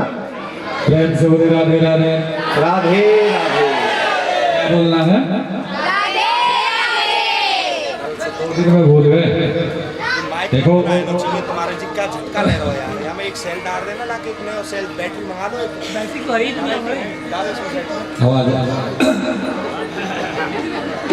आवाज बढ़ा, तुम्हें आवाज वो ये पकड़ती नहीं है ना। प्रेम से बोले श्री कृष्ण भगवान की जय। देखो भागवत कथा अच्छी आनंद आ रही है कि नहीं आ रही है? आ रही है। किसी ने कहा तो महाराज जी कथा ही नहीं कर रहे, बताओ। हाँ? बताओ किसने बोला था? देखो भजन होती किस लिए है यह जानना बड़ी जरूरी है। कथा अमृत है ना, तो उसी प्रकार भजन उसका फल है। क्या है? अमृत का वो फल है। और भागवत जी में ही आता है कि सुखदेव जी ने जब कहा कि ये भागवत रूपी फल है और इसको पी जाना है। क्या करना है? पी जाना है। तो कहा महाराज आप बताओ कि आपने कहा कि फल है तो खाना है कि पीना है? फल खाई जाती है पी जाती है? अरे खाई उसे जाती है जिसका छिलका हो गुठली हो। अब जिस फल में छिलका गुठली है ही नहीं, अर्थात जो उसको निकाल भी ना सके, उसमें से कोई भी ऐसी भाग नहीं जिसको आप फेंक सको। क्या कर सकते हो? पीते रहो। तो पीने के लिए क्या करना होता है? भजन गाना होता है। क्या करना होता है? भजन गाना होता है। भजन गाएंगे तो क्या होगा? जिस प्रकार मन की तृप्ति कथा से होती है ना, उसी प्रकार इस तन की तृप्ति भजन से होती है। तन की तृप्ति कैसे होती है? भजन से होती है। इसीलिए कहता है यहाँ नाचोगे ना तो भजन में नाचने वाले कहोगे, अर्थात भगवत भक्ति में। और जितने भी हुए हमारे सनातन धर्म में, जितने भगवान की अवतार बताई गई है ना, उसमें 3 प्रमुख है। क्या है? 3 प्रमुख। पहला कौन है? रामावतार, श्री कृष्ण अवतार और महावीर अवतार। क्या है? महावीर अवतार। और ये तीनों अपने जीवन का सार बता गए हैं। क्या बताए हैं? बालपन हो तो किसके जैसा हो? श्री कृष्ण के जैसा हो। अगर बच्चे नटखट ना हो ना तो घर में लगते ही नहीं कि बच्चे हैं। और बच्चा जब तक 2-4 घर से मटका फोड़ाए, जैसे कृष्ण भगवान माखन चोरी कराए, आगे कथा में वो सुनेंगे आपकी कैसे भगवान की लीला है, कैसे मटकी फोड़ी है। जब 2-4 घर की टीवी ना फोड़ दे, 2-4 घर के घर में माचिस ना लगा के आ जाए तो बच्चा किस बात का है? हाँ? लेकिन युवा अवस्था आ जाए ना, युवा अवस्था तो किसके जैसा होना चाहिए? श्री राम के जैसा होना चाहिए। मर्यादा में रहो। हर एक चीज का ज्ञान को समझ के चलो। पिताजी क्या कह रहे हैं, माता क्या कह रही है, हमने कहाँ जाना चाहिए, कहाँ नहीं जाना चाहिए, किससे बात करनी चाहिए, किससे बात नहीं करनी चाहिए, ये सब मर्यादा में रख के करनी पड़ती है। और जब वृद्धावस्था आ जाए ना प्रभु, तो क्या करनी चाहिए? भजन और भोजन और शयन। भजन करो, भोजन करो, सो। जहां बहू के टांग में अड़ाए ना, पता चला दूसरा दिन भोजन भी ना मिलेगा। कई बुद्धि बहुत बोलती है, इसको भोजन ही ना देंगे। दरवाजे पे पड़े रहोगे तो उस समय क्या काम आएगा? तो हरि नाम संकीर्तन आएगा। और हमारे व्यास जी जो है आचार्य कर रखी है। क्या कर रखी है? आचार्य कर रखी है। एमए की डिग्री है उनकी। और ये सबको सिर्फ भगवत भक्ति ही कराने आया। और भक्ति तभी जब कथा श्रवण तो आप कर रहे हो, साथ में अगर भजनामृत ना मिले, क्या ना मिले, भजन को अमृत के साथ कहा गया, भजनामृत ना मिले, तब कथा में भी आनंद नहीं आता है। कैसे नहीं आता है? तुलसी को अगर वृक्ष में ही रहने देंगे तो क्या लाभ? जब उसे तोड़कर ठाकुर जी को चढ़ाएंगे तब तो पुण्य होगा। होगा या नहीं होगा? अरे एक बार जोर से बोलो तो कम से कम। इसलिए और भजन का एक हम भी विनती करूंगा महाराज जी से कि एक भजन कर दे, क्योंकि मुझे खुद नींद नहीं आ रही,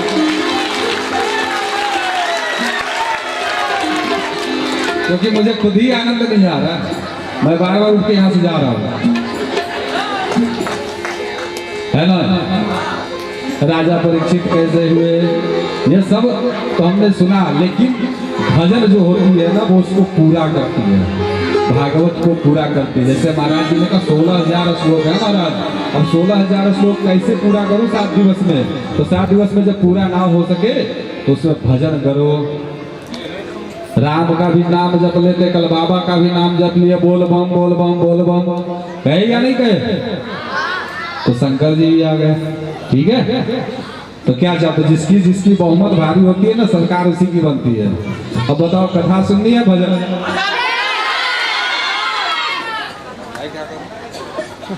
भजन तो गा दो महाराज, वोट करवा लो। ठीक है, चलिए। जो हाथ उठा रहे हैं एक बार बताओ, कथा सुनाओ या फिर एक भजन सुना दो?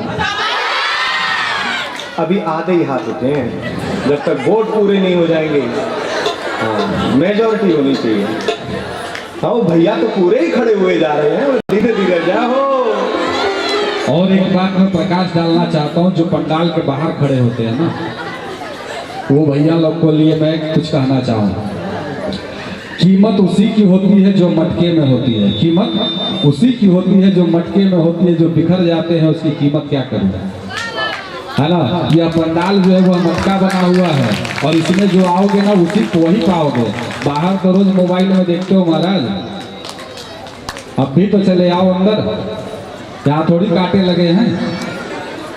आ जाओ अंदर आ जाओ सभी को। नहीं, उनको वहीं से आनंद लेने दो। ले रहे हो ना आप आनंद?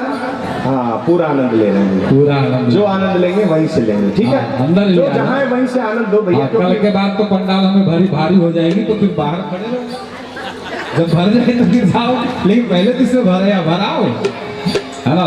और एक आवश्यक सूचना, देखिए हमारे महाराज जी की गौ सेवा आश्रम चलती है वृंदावन में, और कृष्ण प्रिया नाम से है। और जिनको भी गौ सेवा में कुछ दान देना हो तो वो अपने नाम से यहाँ आकर के कल से, आज से नहीं कल से आप रसीद प्राप्त कर लेंगे, और जो भी आपको श्रद्धा बन पड़े गौ के लिए वह आप दान कर सकती हैं। बोले गए गौ माता की, है ना। गौओं को कसाई खाने से जाने से बचाने के लिए महाराज जी के पास में अभी कम से कम 100 गायें हैं। मैं व्याख्या क्या करूं, कोई सुनने के लिए नहीं है, है ना। कितनी गायें हैं? सभी वृद्धावस्था में, आधे से ज्यादा वृद्धावस्था में है। लोग छोड़ आते हैं तो उनकी व्यवस्था चलती है। तो आप लोगों को जो श्रद्धा बन पड़े महाराज जी के पास आकर के मेरे पास आ जाएंगे, यहाँ रसीद पड़ी रहेगी। और कल भगवान का जन्मोत्सव है। क्या है वो? क्या होता है? Happy birthday, happy birthday Shri Krishna होता है। तो ये मेरा नहीं है, मेरा कब का पार हो गया, है ना। कल जो है कि भगवान का हैप्पी बर्थडे है। गुरु वृंदावन बिहारी लाल की। तो कल जो है सबको सज के आना है। कैसे आना है?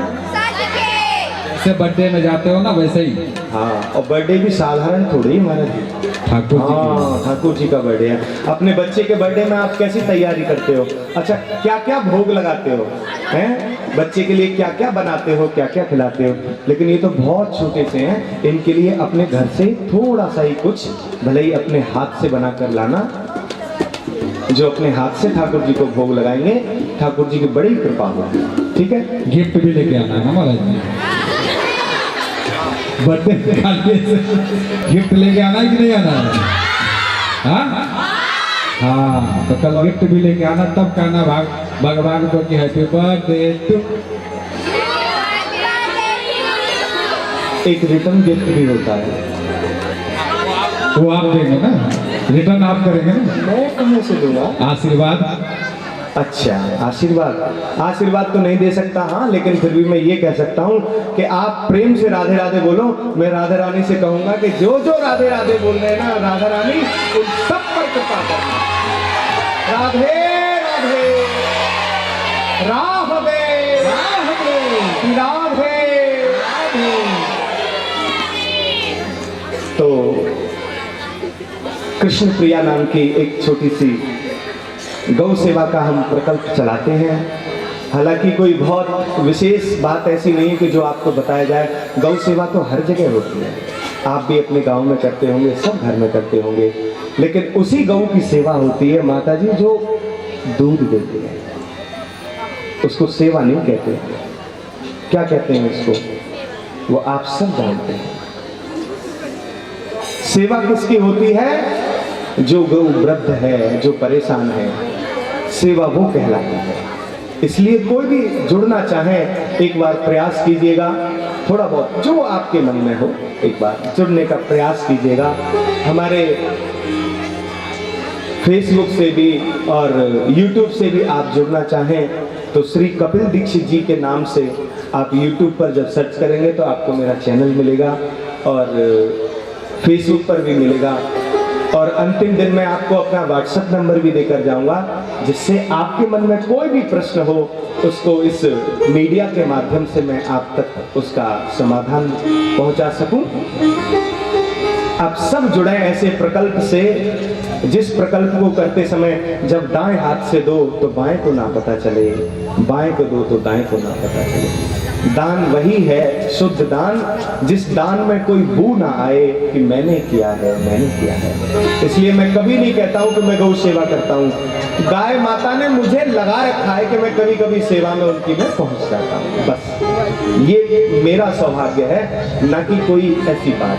तो इसलिए जब भी कोई मन में इच्छा आए तो आप जुड़ सकते हैं और रसीद भी प्राप्त कर सकते हैं। और आइए अब बिल्कुल हम ध्रुव जी के समक्ष हैं। अभी कथाओं में बड़ा आगे, बस 10 मिनट की कथा और बची है, लेकिन अब थोड़ा सा मैं चाहता हूं कि हम वृंदावन की ओर चलेंगे। क्या चलेंगे सब? लेकिन मैं बिहारी जी को यही बुला लेता हूं, ठीक है? सब तैयार है ना? उठाइए दोनों हाथ, बोलो वृंदावन बिहारी लाल की। आवाज बढ़ाते हुए, ओ मेरे बाके बिहारी संवरिया, मेरे बाके बिहारी, मेरे कुंज बिहारी, मेरे समेत बिहारी। तो मेरे बाके बिहारी संवरिया, मेरे बाके संवरिया, मेरे कुंज बिहारी संवरिया, मेरे कुंज बिहारी संवरिया। तेरा जलवा कहाँ पर नहीं है, नहीं है तेरा जलवा कहाँ पर नहीं है, तेरा जलवा कहाँ पर नहीं है, नहीं है तेरा जलवा कहाँ पर नहीं है। मेरे बाके बिहारी संवरिया, मेरे बाके बिहारी संवरिया।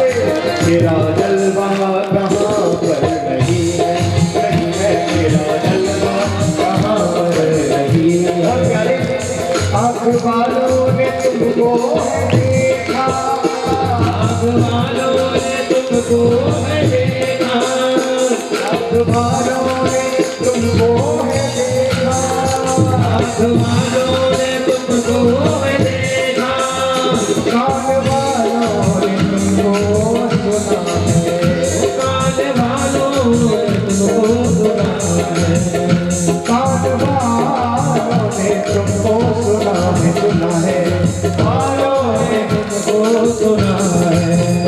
तेरा दर्शन आँख वालों ने भी देखा है, कान वालों ने भी सुना है, लेकिन तेरा दर्शन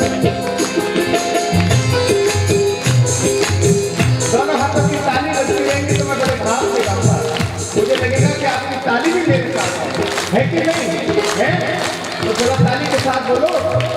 ओ तेरा दर्शन उसी को हुआ है, तेरा दर्शन उसी को हुआ है, जिसकी आंखों में पर्दा नहीं है, जिसकी आंखों में पर्दा नहीं है, जिसकी आंखों में पर्दा नहीं है, जिसकी आंखों में पर्दा नहीं है।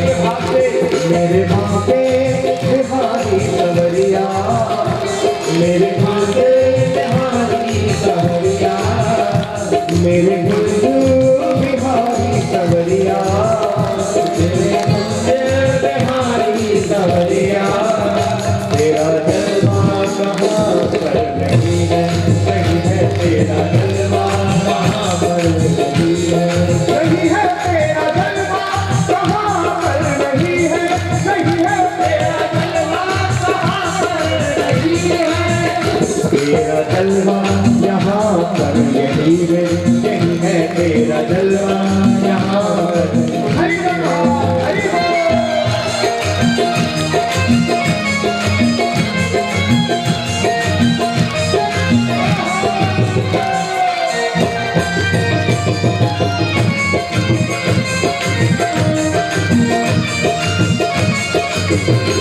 तेरा जलवा कहाँ पर नहीं है, नहीं है तेरा जलवा कहाँ पर नहीं है। और लोग पीते हैं पीकर के गिरते, लोग पीते हैं पीकर के गिरते, लोग पीते हैं पी के गिरते, लोग पीते हैं पी के गिरते।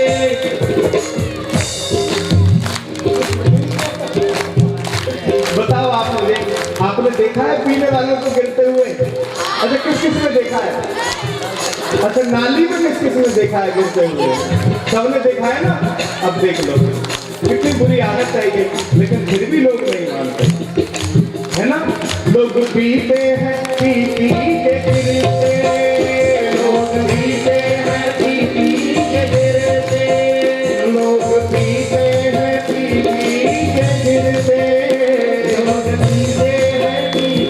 के गिरते, हम भी पीते हैं गिरते नहीं है, हम भी पीते हैं गिरते नहीं है, हाँ हम भी पीते हैं गिरते नहीं है, हम भी पीते हैं गिरते नहीं है। हाँ जो वो पीते हैं वो गिरते हैं, एक हम भी पीते हैं, लेकिन हम तो नहीं गिरते। क्यों नहीं गिरते? क्योंकि हम पीते हैं भक्ति का प्याला, हम पीते हैं भक्ति का प्याला। आप भी पीते हैं कि नहीं?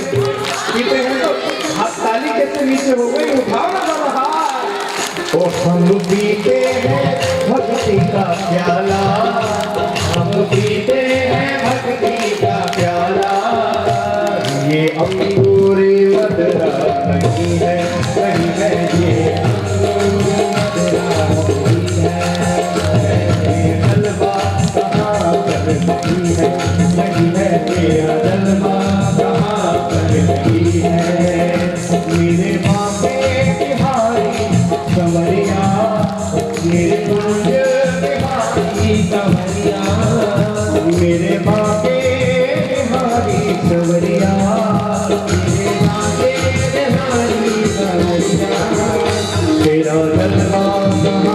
पर नहीं है तेरा जलवा, कहाँ पर नहीं है तेरा जलवा, यहाँ है यही है तेरा जलवा, यहाँ है यही है। जलवा है मेरे बिहारी जी का, तो भाव से मीठी मीठी ताली बजाते हुए प्रेम से बोल दो श्री राम है।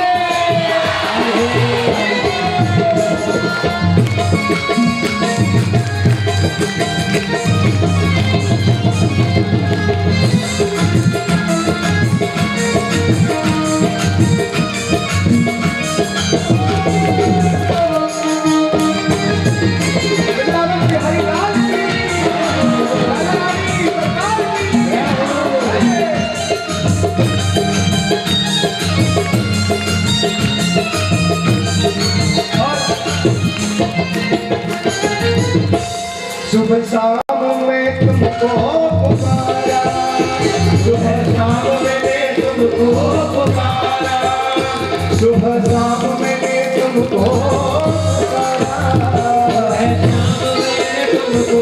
पुकारा, ओ तेरे नाम का लेके सहारा, ओ तेरे नाम का लेके सहारा, हाँ तेरे नाम का लेके सहारा, तेरे नाम का लेके सहारा।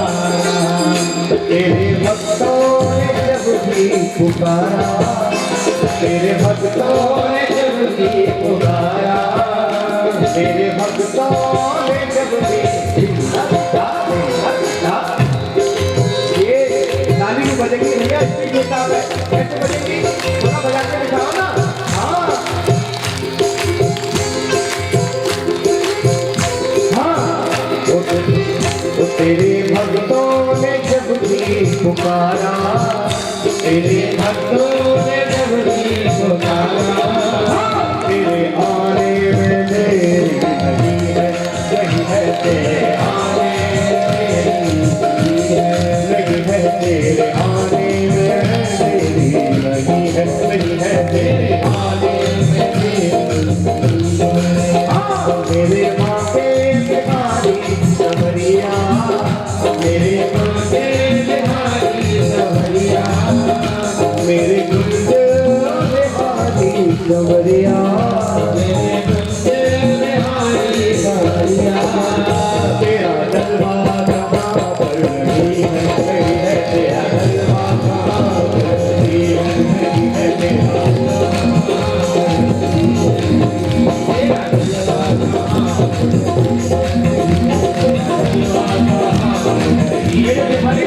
तेरा जलवा यहाँ है, यही है तेरा जलवा यहाँ है, यही है तेरा जलवा यहाँ है, यही है तेरा जलवा।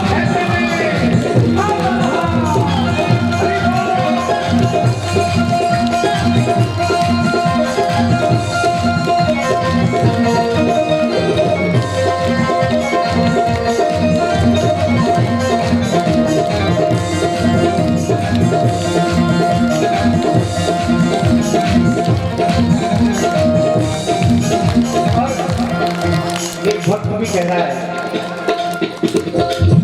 वृंदावन पहुंच गया, हो सकता है मुझे लग रहा है वो यही शंभूगंज और गिरी कुशाहा के आसपास का ही होगा। पहुंच गया बिहारी जी के यहाँ और बिहारी जी से कहने लगा कि हे बिहारी जी, थोड़ा अपने ये पर्दा तो हटाओ, थोड़ा मुझे दर्शन तो दो, मैं कितना परेशान होके आया हूँ। बिहारी जी बोले परेशान मत हो, तू भी बिहारी और मैं भी बिहारी, टेंशन मत ले, मैं हूं ना तेरे साथ। तो वो क्या कह रहा है, ओ मेरे श्याम सलोने सरकार बना दो बिगड़ी मेरी, ओ मेरे श्याम सलोने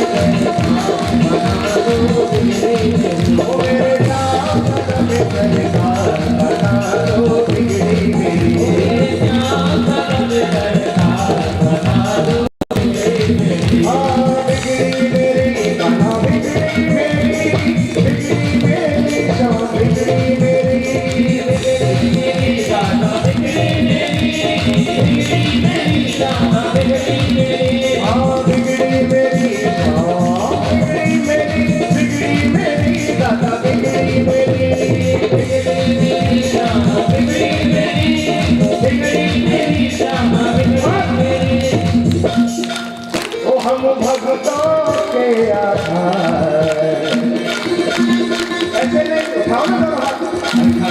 कष्ट कर लो, एक ही तो भजन सुना रहा हूँ। श्रीमन नारायण नारायण नारायण, कीर्तन करोगे या तो भजन सुनाओ, बताओ सुना दो। मेरे श्याम सालों में सरकार बना दो बिगड़ी मेरी, मेरे श्याम सालों में सरकार बना दो बिगड़ी मेरी, बिगड़ी मेरी श्याम बिगड़ी मेरी, बिगड़ी मेरी दादा बिगड़ी मेरी, बिगड़ी श्याम बिगड़ी मेरी, बिगड़ी मेरी दादा बिगड़ी मेरी। हम भक्तों के आधार, ओ हम भक्तों के आधार बना दो बिगड़ी मेरी, भक्तों के आधार बना दो बिगड़ी मेरी। ओ मेरे श्याम धर्म में सरकार बना दो बिगड़ी मेरी, मेरे श्याम धर्म में सरकार बना दो बिगड़ी मेरी।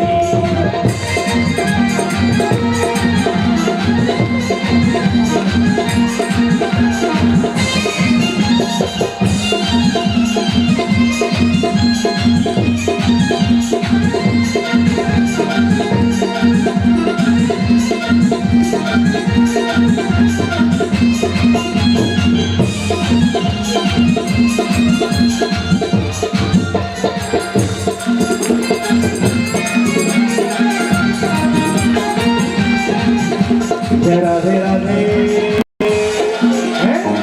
गाओगे ना? अरे वृंदावन में बरसाने में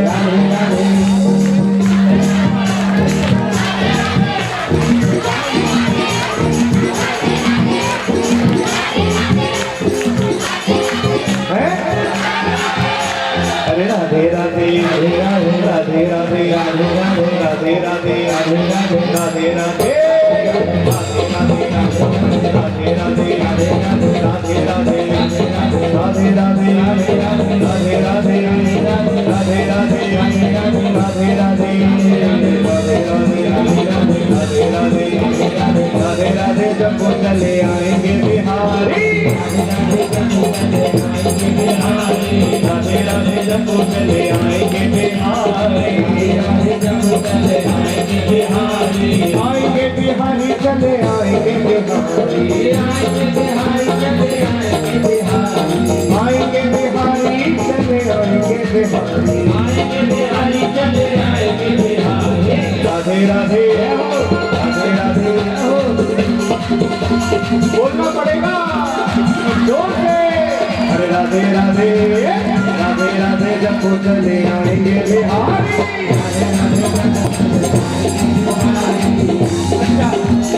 आपको किस किस को हाँ सुन लो दीदी, सुन लो मेरी बहन, सुन लो। अब किस किस को शक है कि बिहारी जी अभी नहीं आए हैं, आएंगे? किस किस को शक है इस बात पर? आ गए हैं ना? अरे आ गए बिहारी देखो, आ गए बिहारी, आ गए बिहारी देखो, आ गए बिहारी, आ गए बिहारी देखो, आ गए बिहारी, आ गए बिहारी देखो, आ गए बिहारी। राधे राधे राधे राधे जब चले आएंगे बिहारी, राधे राधे जब चले आएंगे बिहारी, राधे राधे जब चले आएंगे बिहारी। श्यामा मेरी राधा मेरी गंगा चकोर है बिहारी, राधा मेरी गंगा चकोर है बिहारी, राधा मेरी गंगा चकोर है बिहारी, राधा मेरी गंगा चकोर है बिहारी, राधा मेरी गंगा चकोर है बिहारी, राधा मेरी गंगा चकोर है बिहारी, राधा मेरी गंगा चकोर है बिहारी। राधे राधे राधे राधे राधे राधे जब वो चले आएंगे बिहारी, राधे राधे जब वो चले आए हैं बिहारी, राधे राधे राधे राधे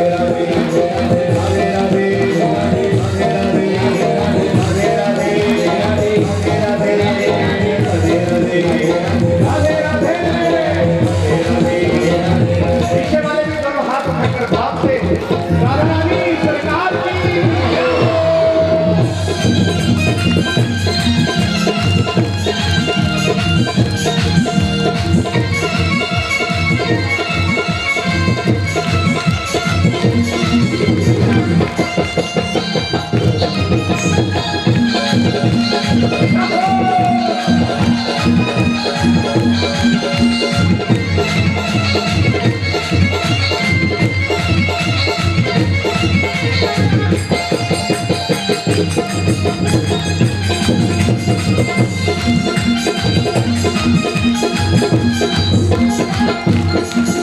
एक दिन राधा जी भी बड़ी परेशान हो जाती है कभी कभी ठाकुर जी।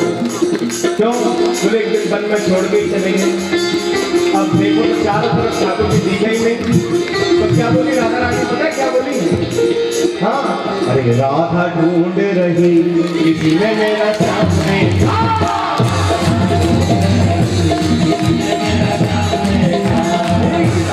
ढूंढ रही किसी ने मेरा सामने,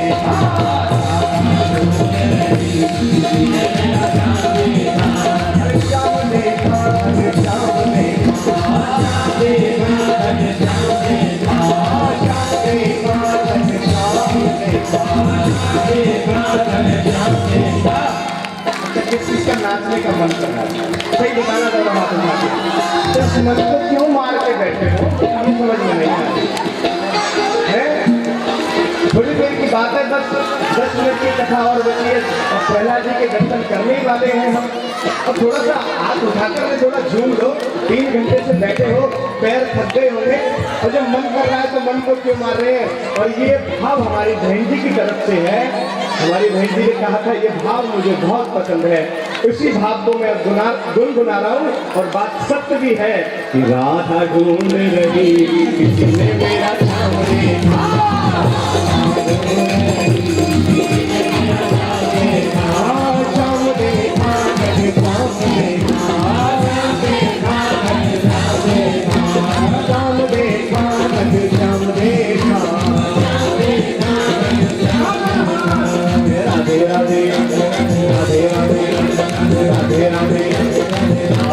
ढूंढ रही किसी ने मेरा सामने,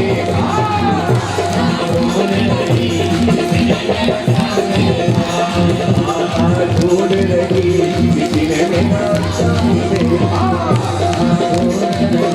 आ जाओ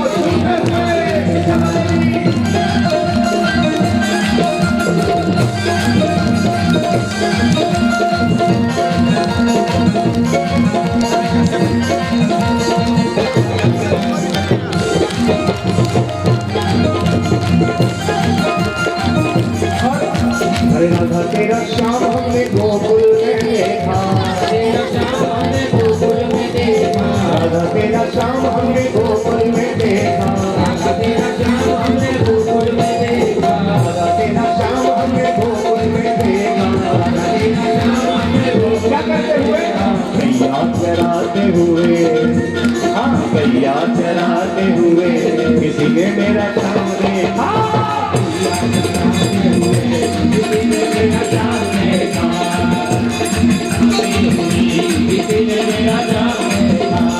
श्याम देखा धन श्याम देखा, राधा ढूंढ रही किसी ने मेरा श्याम देखा,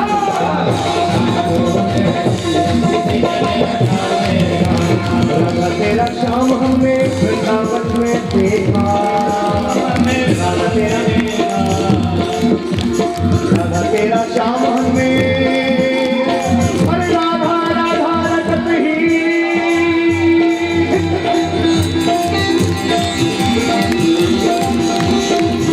राधा राधा रटत ही,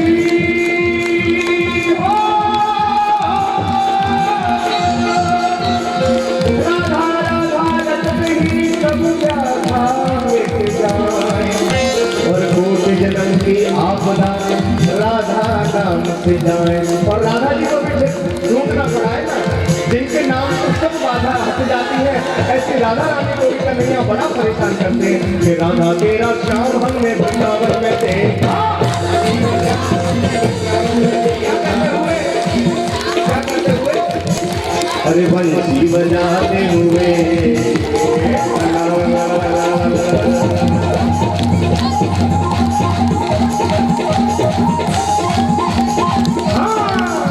अरे बंसी बजाते हुए राधा तेरा श्याम देखा,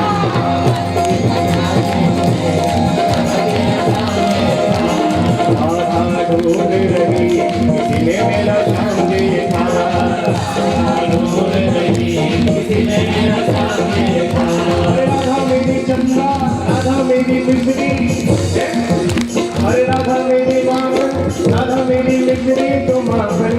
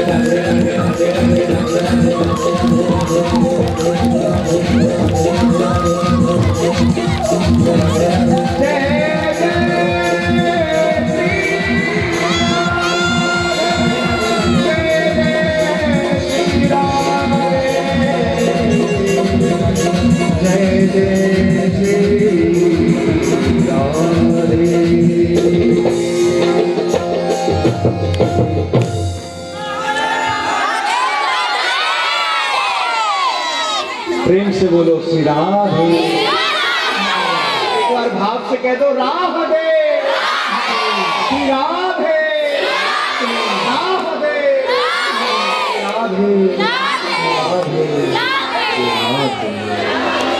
आप अपने स्थान पर बस 10 मिनट की कथा और बची है।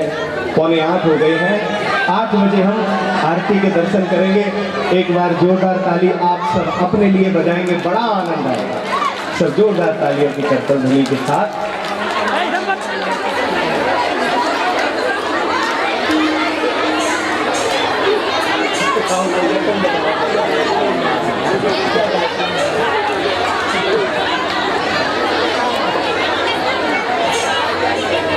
प्रेम से बोलो श्री कृष्ण भगवान की। तो जो यहाँ नाचता है उसे संसार में नाचना नहीं पड़ता। जो यहाँ नाचता है ना उसे संसार में नाचना नहीं पड़ता है ना। भगवत भक्ति है, जो यहाँ नाचने उसे संसार में नाचने की आवश्यकता नहीं है। वृंदावन बिहारी लाल की भरपूर जोश।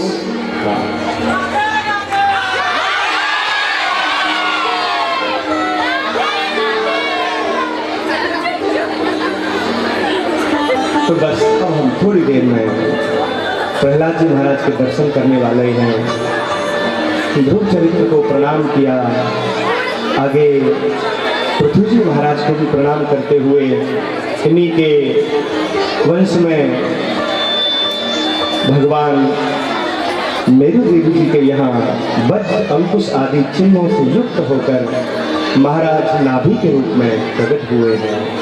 भगवान ने अपना अवतार लिया है और नाम रखा, नाम ऋषभ रखा। बोलो ऋषभ देव जी महाराज की। ऋषभ देव जी ने बहुत सुंदर ज्ञान दिया है। अपने बैठो, आप थोड़ा सा शांति बनाइए। बस हम गुरु जी के दर्शन करने वाले हैं थोड़ी देर में। थोड़ी आवाज़ बढ़ाओ भी, इसकी बिल्कुल कम हो गई। थोड़ा गेन खोलिए, इसका गेन बढ़ा दीजिए। बस हम थोड़ी देर में दर्शन करेंगे। बड़ी सुंदर उपदेश ऋषभ देव जी महाराज ने अपने परिवार को किया है। उसमें उसका बस मैं सार आपको बताऊं तो 7 बातों का आप हमेशा ध्यान रखेंगे। पहली बात है धैर्य। व्यक्ति में धैर्य होना बहुत जरूरी है। धैर्य के बिना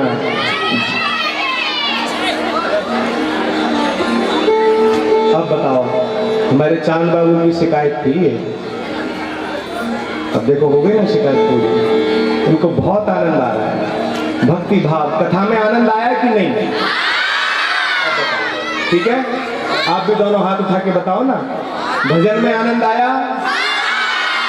राधा रानी सरकार की, भागवत भगवान की, सब आनंद। बस आप 2 मिनट शांति कृपया आप बनाएंगे। जैसे भगवान के भक्त होते हैं उसी का परिचय देते हुए बस 10 मिनट आप थोड़ा इस कथा का श्रवण करें। मैं 2-4 बात ऐसी बता रहा हूँ, उन बातों को यदि हम ध्यान रखेंगे, क्योंकि भगवान जो भी अवतार लेते हैं कुछ ना कुछ शिक्षा देने के लिए, कुछ ना कुछ हमें बताने के लिए ही अवतार लेते हैं। उसमें ऋषभ देव जी के यहाँ, मेरू देवी के यहाँ ऋषभ देव जी के रूप में अवतार लिया है। ऋषभ देव जी ने उपदेश किया है संसार में व्यक्ति को सबसे पहले अपने धैर्य को धारण करना चाहिए। धैर्य के बाद दूसरा महत्वपूर्ण यदि कोई गुण है तो उसका नाम है उद्यम। कुछ ना कुछ जरूर करना चाहिए। ऐसा नहीं है कि हम बस फालतू पड़े रहें, सब भगवान देने वाला है वही दे देगा, नहीं, कुछ ना कुछ उद्यम करना चाहिए। परिवार में हर व्यक्ति को कुछ ना कुछ कर्म करना चाहिए, उसे उद्यमशील होना चाहिए। कोई भी व्यक्ति निठल्ला यदि परिवार में होगा तो उसकी कोई सुनेगा नहीं। आपको अपने कर्तव्य के साथ उद्यम करते रहना चाहिए, कोई ना कोई कार्य जिससे कि आपका गृहस्थ आश्रम सफल हो। ऐसा उपदेश श्री ऋषभ देव जी महाराज के द्वारा मिला है। पहला है धैर्य धारण करें और जीवन में, दूसरा कोई ना कोई उद्यम करें, और तीसरा बड़ा सुंदर कह रहे हैं कि घर में सब कुछ हो लेकिन भक्ति ना हो तो वो सब कुछ होना बेकार है। इसलिए तीसरी और विशेष बात है कि हमको कुछ भी करना हो उसको भक्ति की दृष्टि से ही करना चाहिए। हर चीज में भक्ति को ढूंढना चाहिए, भक्ति हृदय में होना बहुत जरूरी है। और चौथी बात जो बताई वो सत्संग बताया।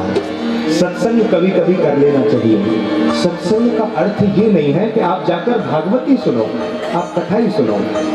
सत्संग का अर्थ है सत्य का संग, जहां भी सत्यपरायण बात हो, सत्यपरायण वेदोक्त सत्यनारायण के, भगवान की जिनको सत्य स्वरूप कहा गया है, वही सत्य जब जीवन में आ जाए तो वो कब आएगा? जब हम सत्संग में पहुंचेंगे और किसी सत्पुरुष का साथ करेंगे। जो सत्पुरुष हैं उनका साथ करने से अपने आप जीवन में सत्संग आ जाता है। और आगे पांचवी बात बड़ी अच्छी बताइए कि जीवन में तृष्णा का त्याग। किसी ने कुछ हमारे प्रति कह दिया, कुछ कर दिया, तो हमें उससे ईर्ष्या नहीं करनी चाहिए, तृष्णा नहीं करनी चाहिए। कृष्णा कृष्णा कृष्णा करना चाहिए, तृष्णा नहीं। तृष्णा जलाती है। जैसे मत्सर होता है ना, वो अंदर से खाता है और मच्छर बाहर से खाता है। ऐसे ही तृष्णा जो है ना, आप तो मान के चलिए किसी ने अपशब्द कह दिया, वो उसने उस समय कहा, लेकिन हम उसको घर तक लेके गए, अपने अंदर बिठा लिया, जब मौका आएगा उसका मैं जवाब दूंगा।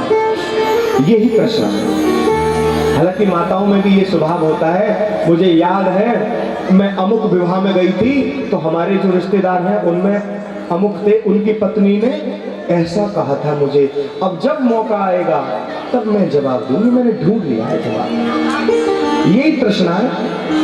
क्या तृष्णा है? किसी के लिए आप जितना समय किसी को बातों में दे रहे हैं कि किसने क्या कहा, उतना सोचने में, उतना समझने में यदि भगवान का नाम लो तो ईश्वर मिल ना जाए।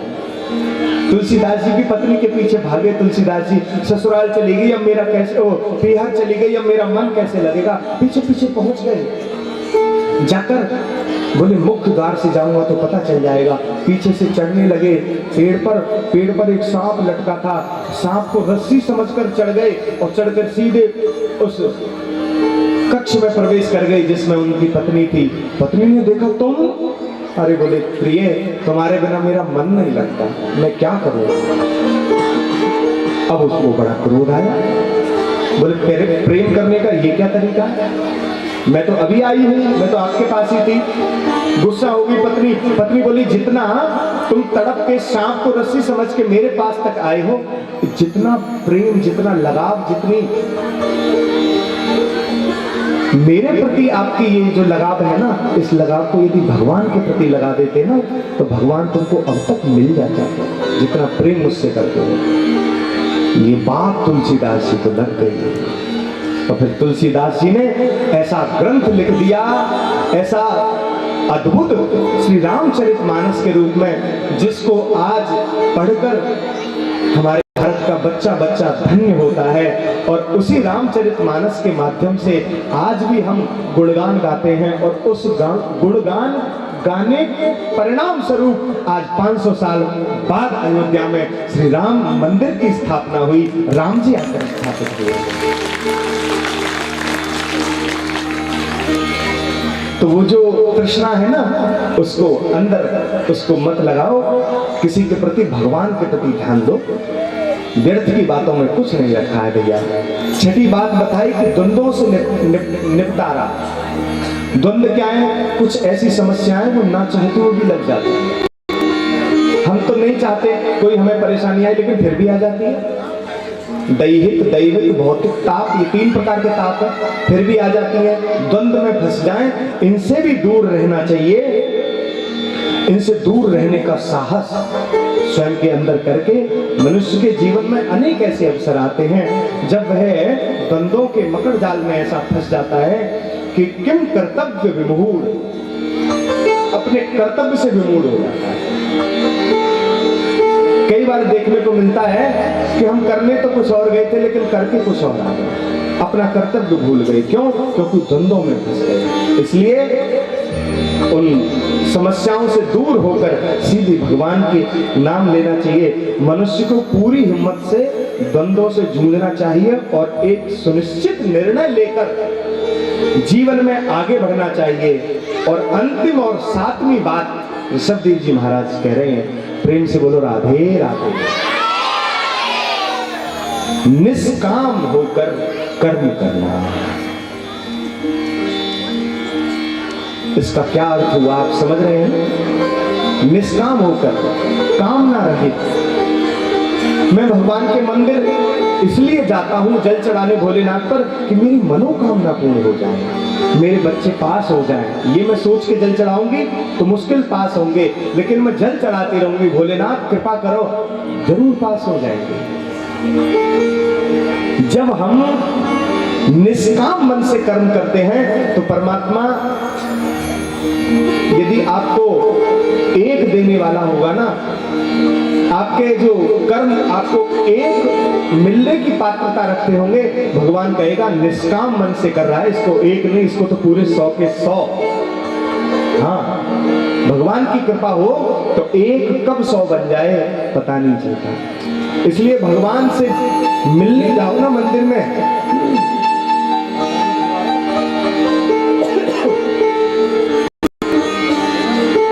भगवान से मंदिर में मिलने जाओ तो भगवान से कुछ मांग लो। भगवान कहेंगे आ गया भिखारी, पूरे दिन मांगता ही रहता है, पुत्र दे दो, धन दे दो, है?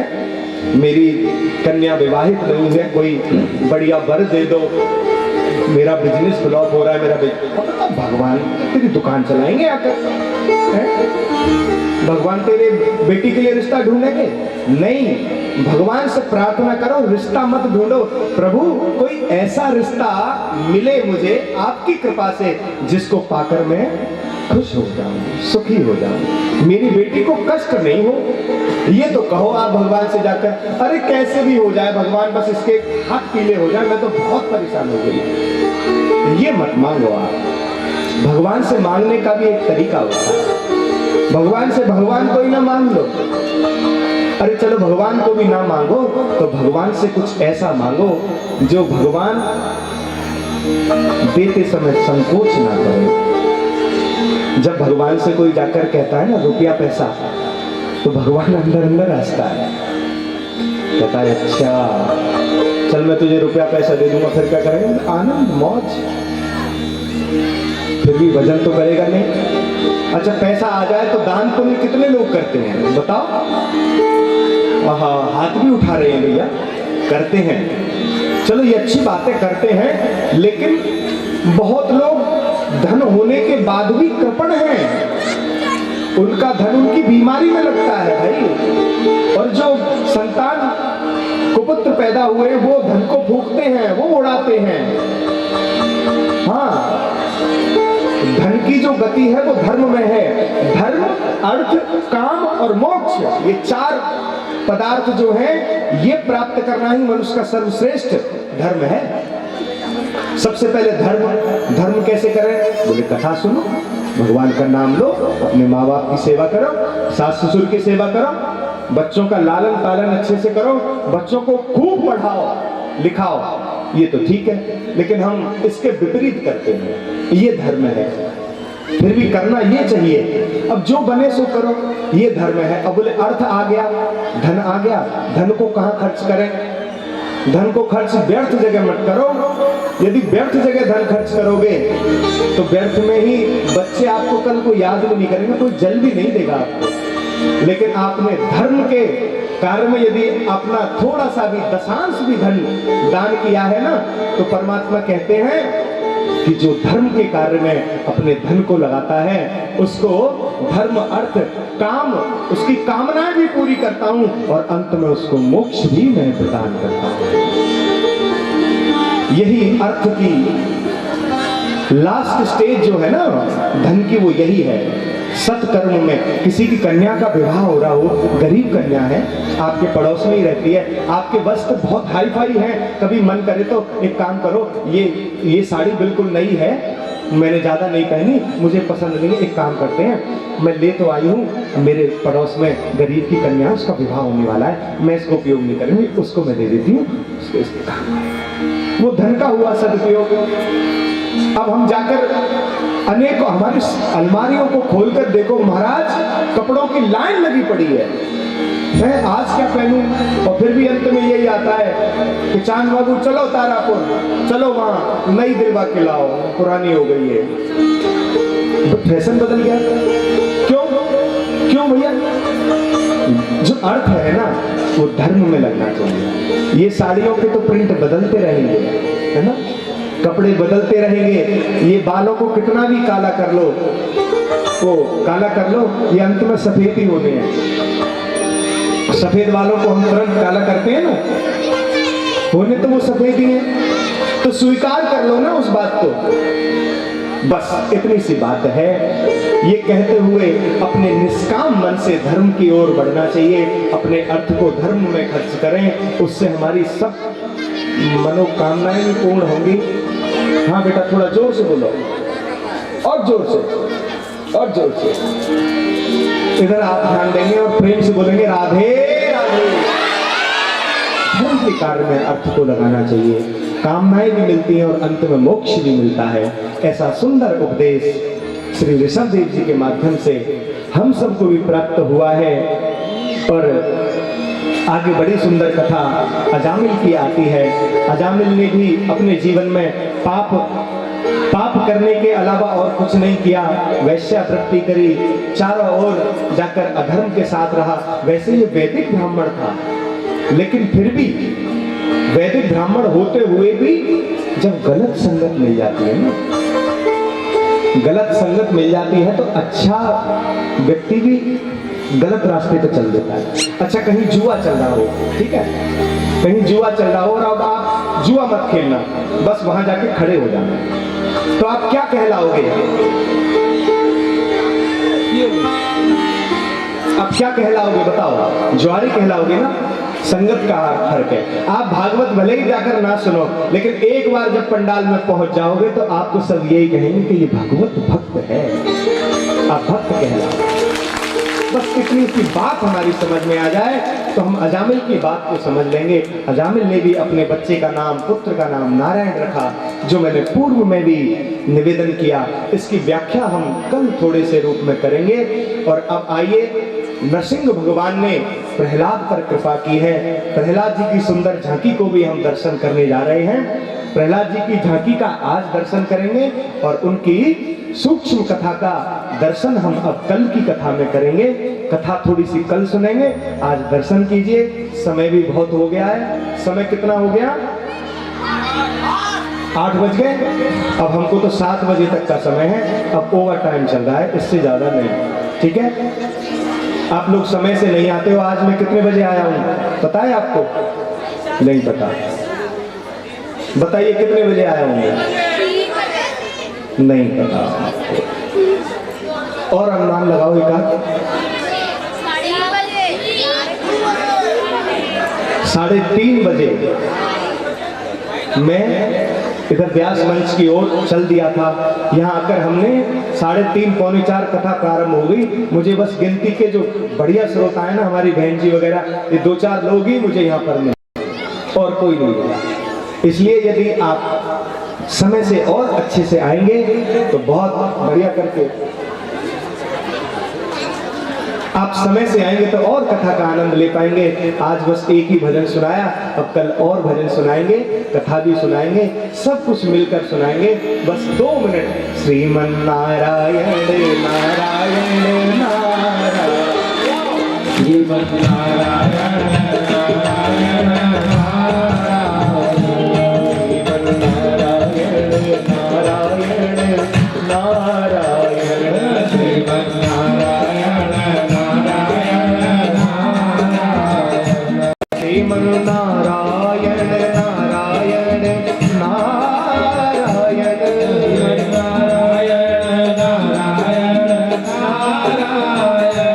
श्रीमन नारायण नारायण नारायण, श्रीमन नारायण नारायण, सजमन नारायण नारायण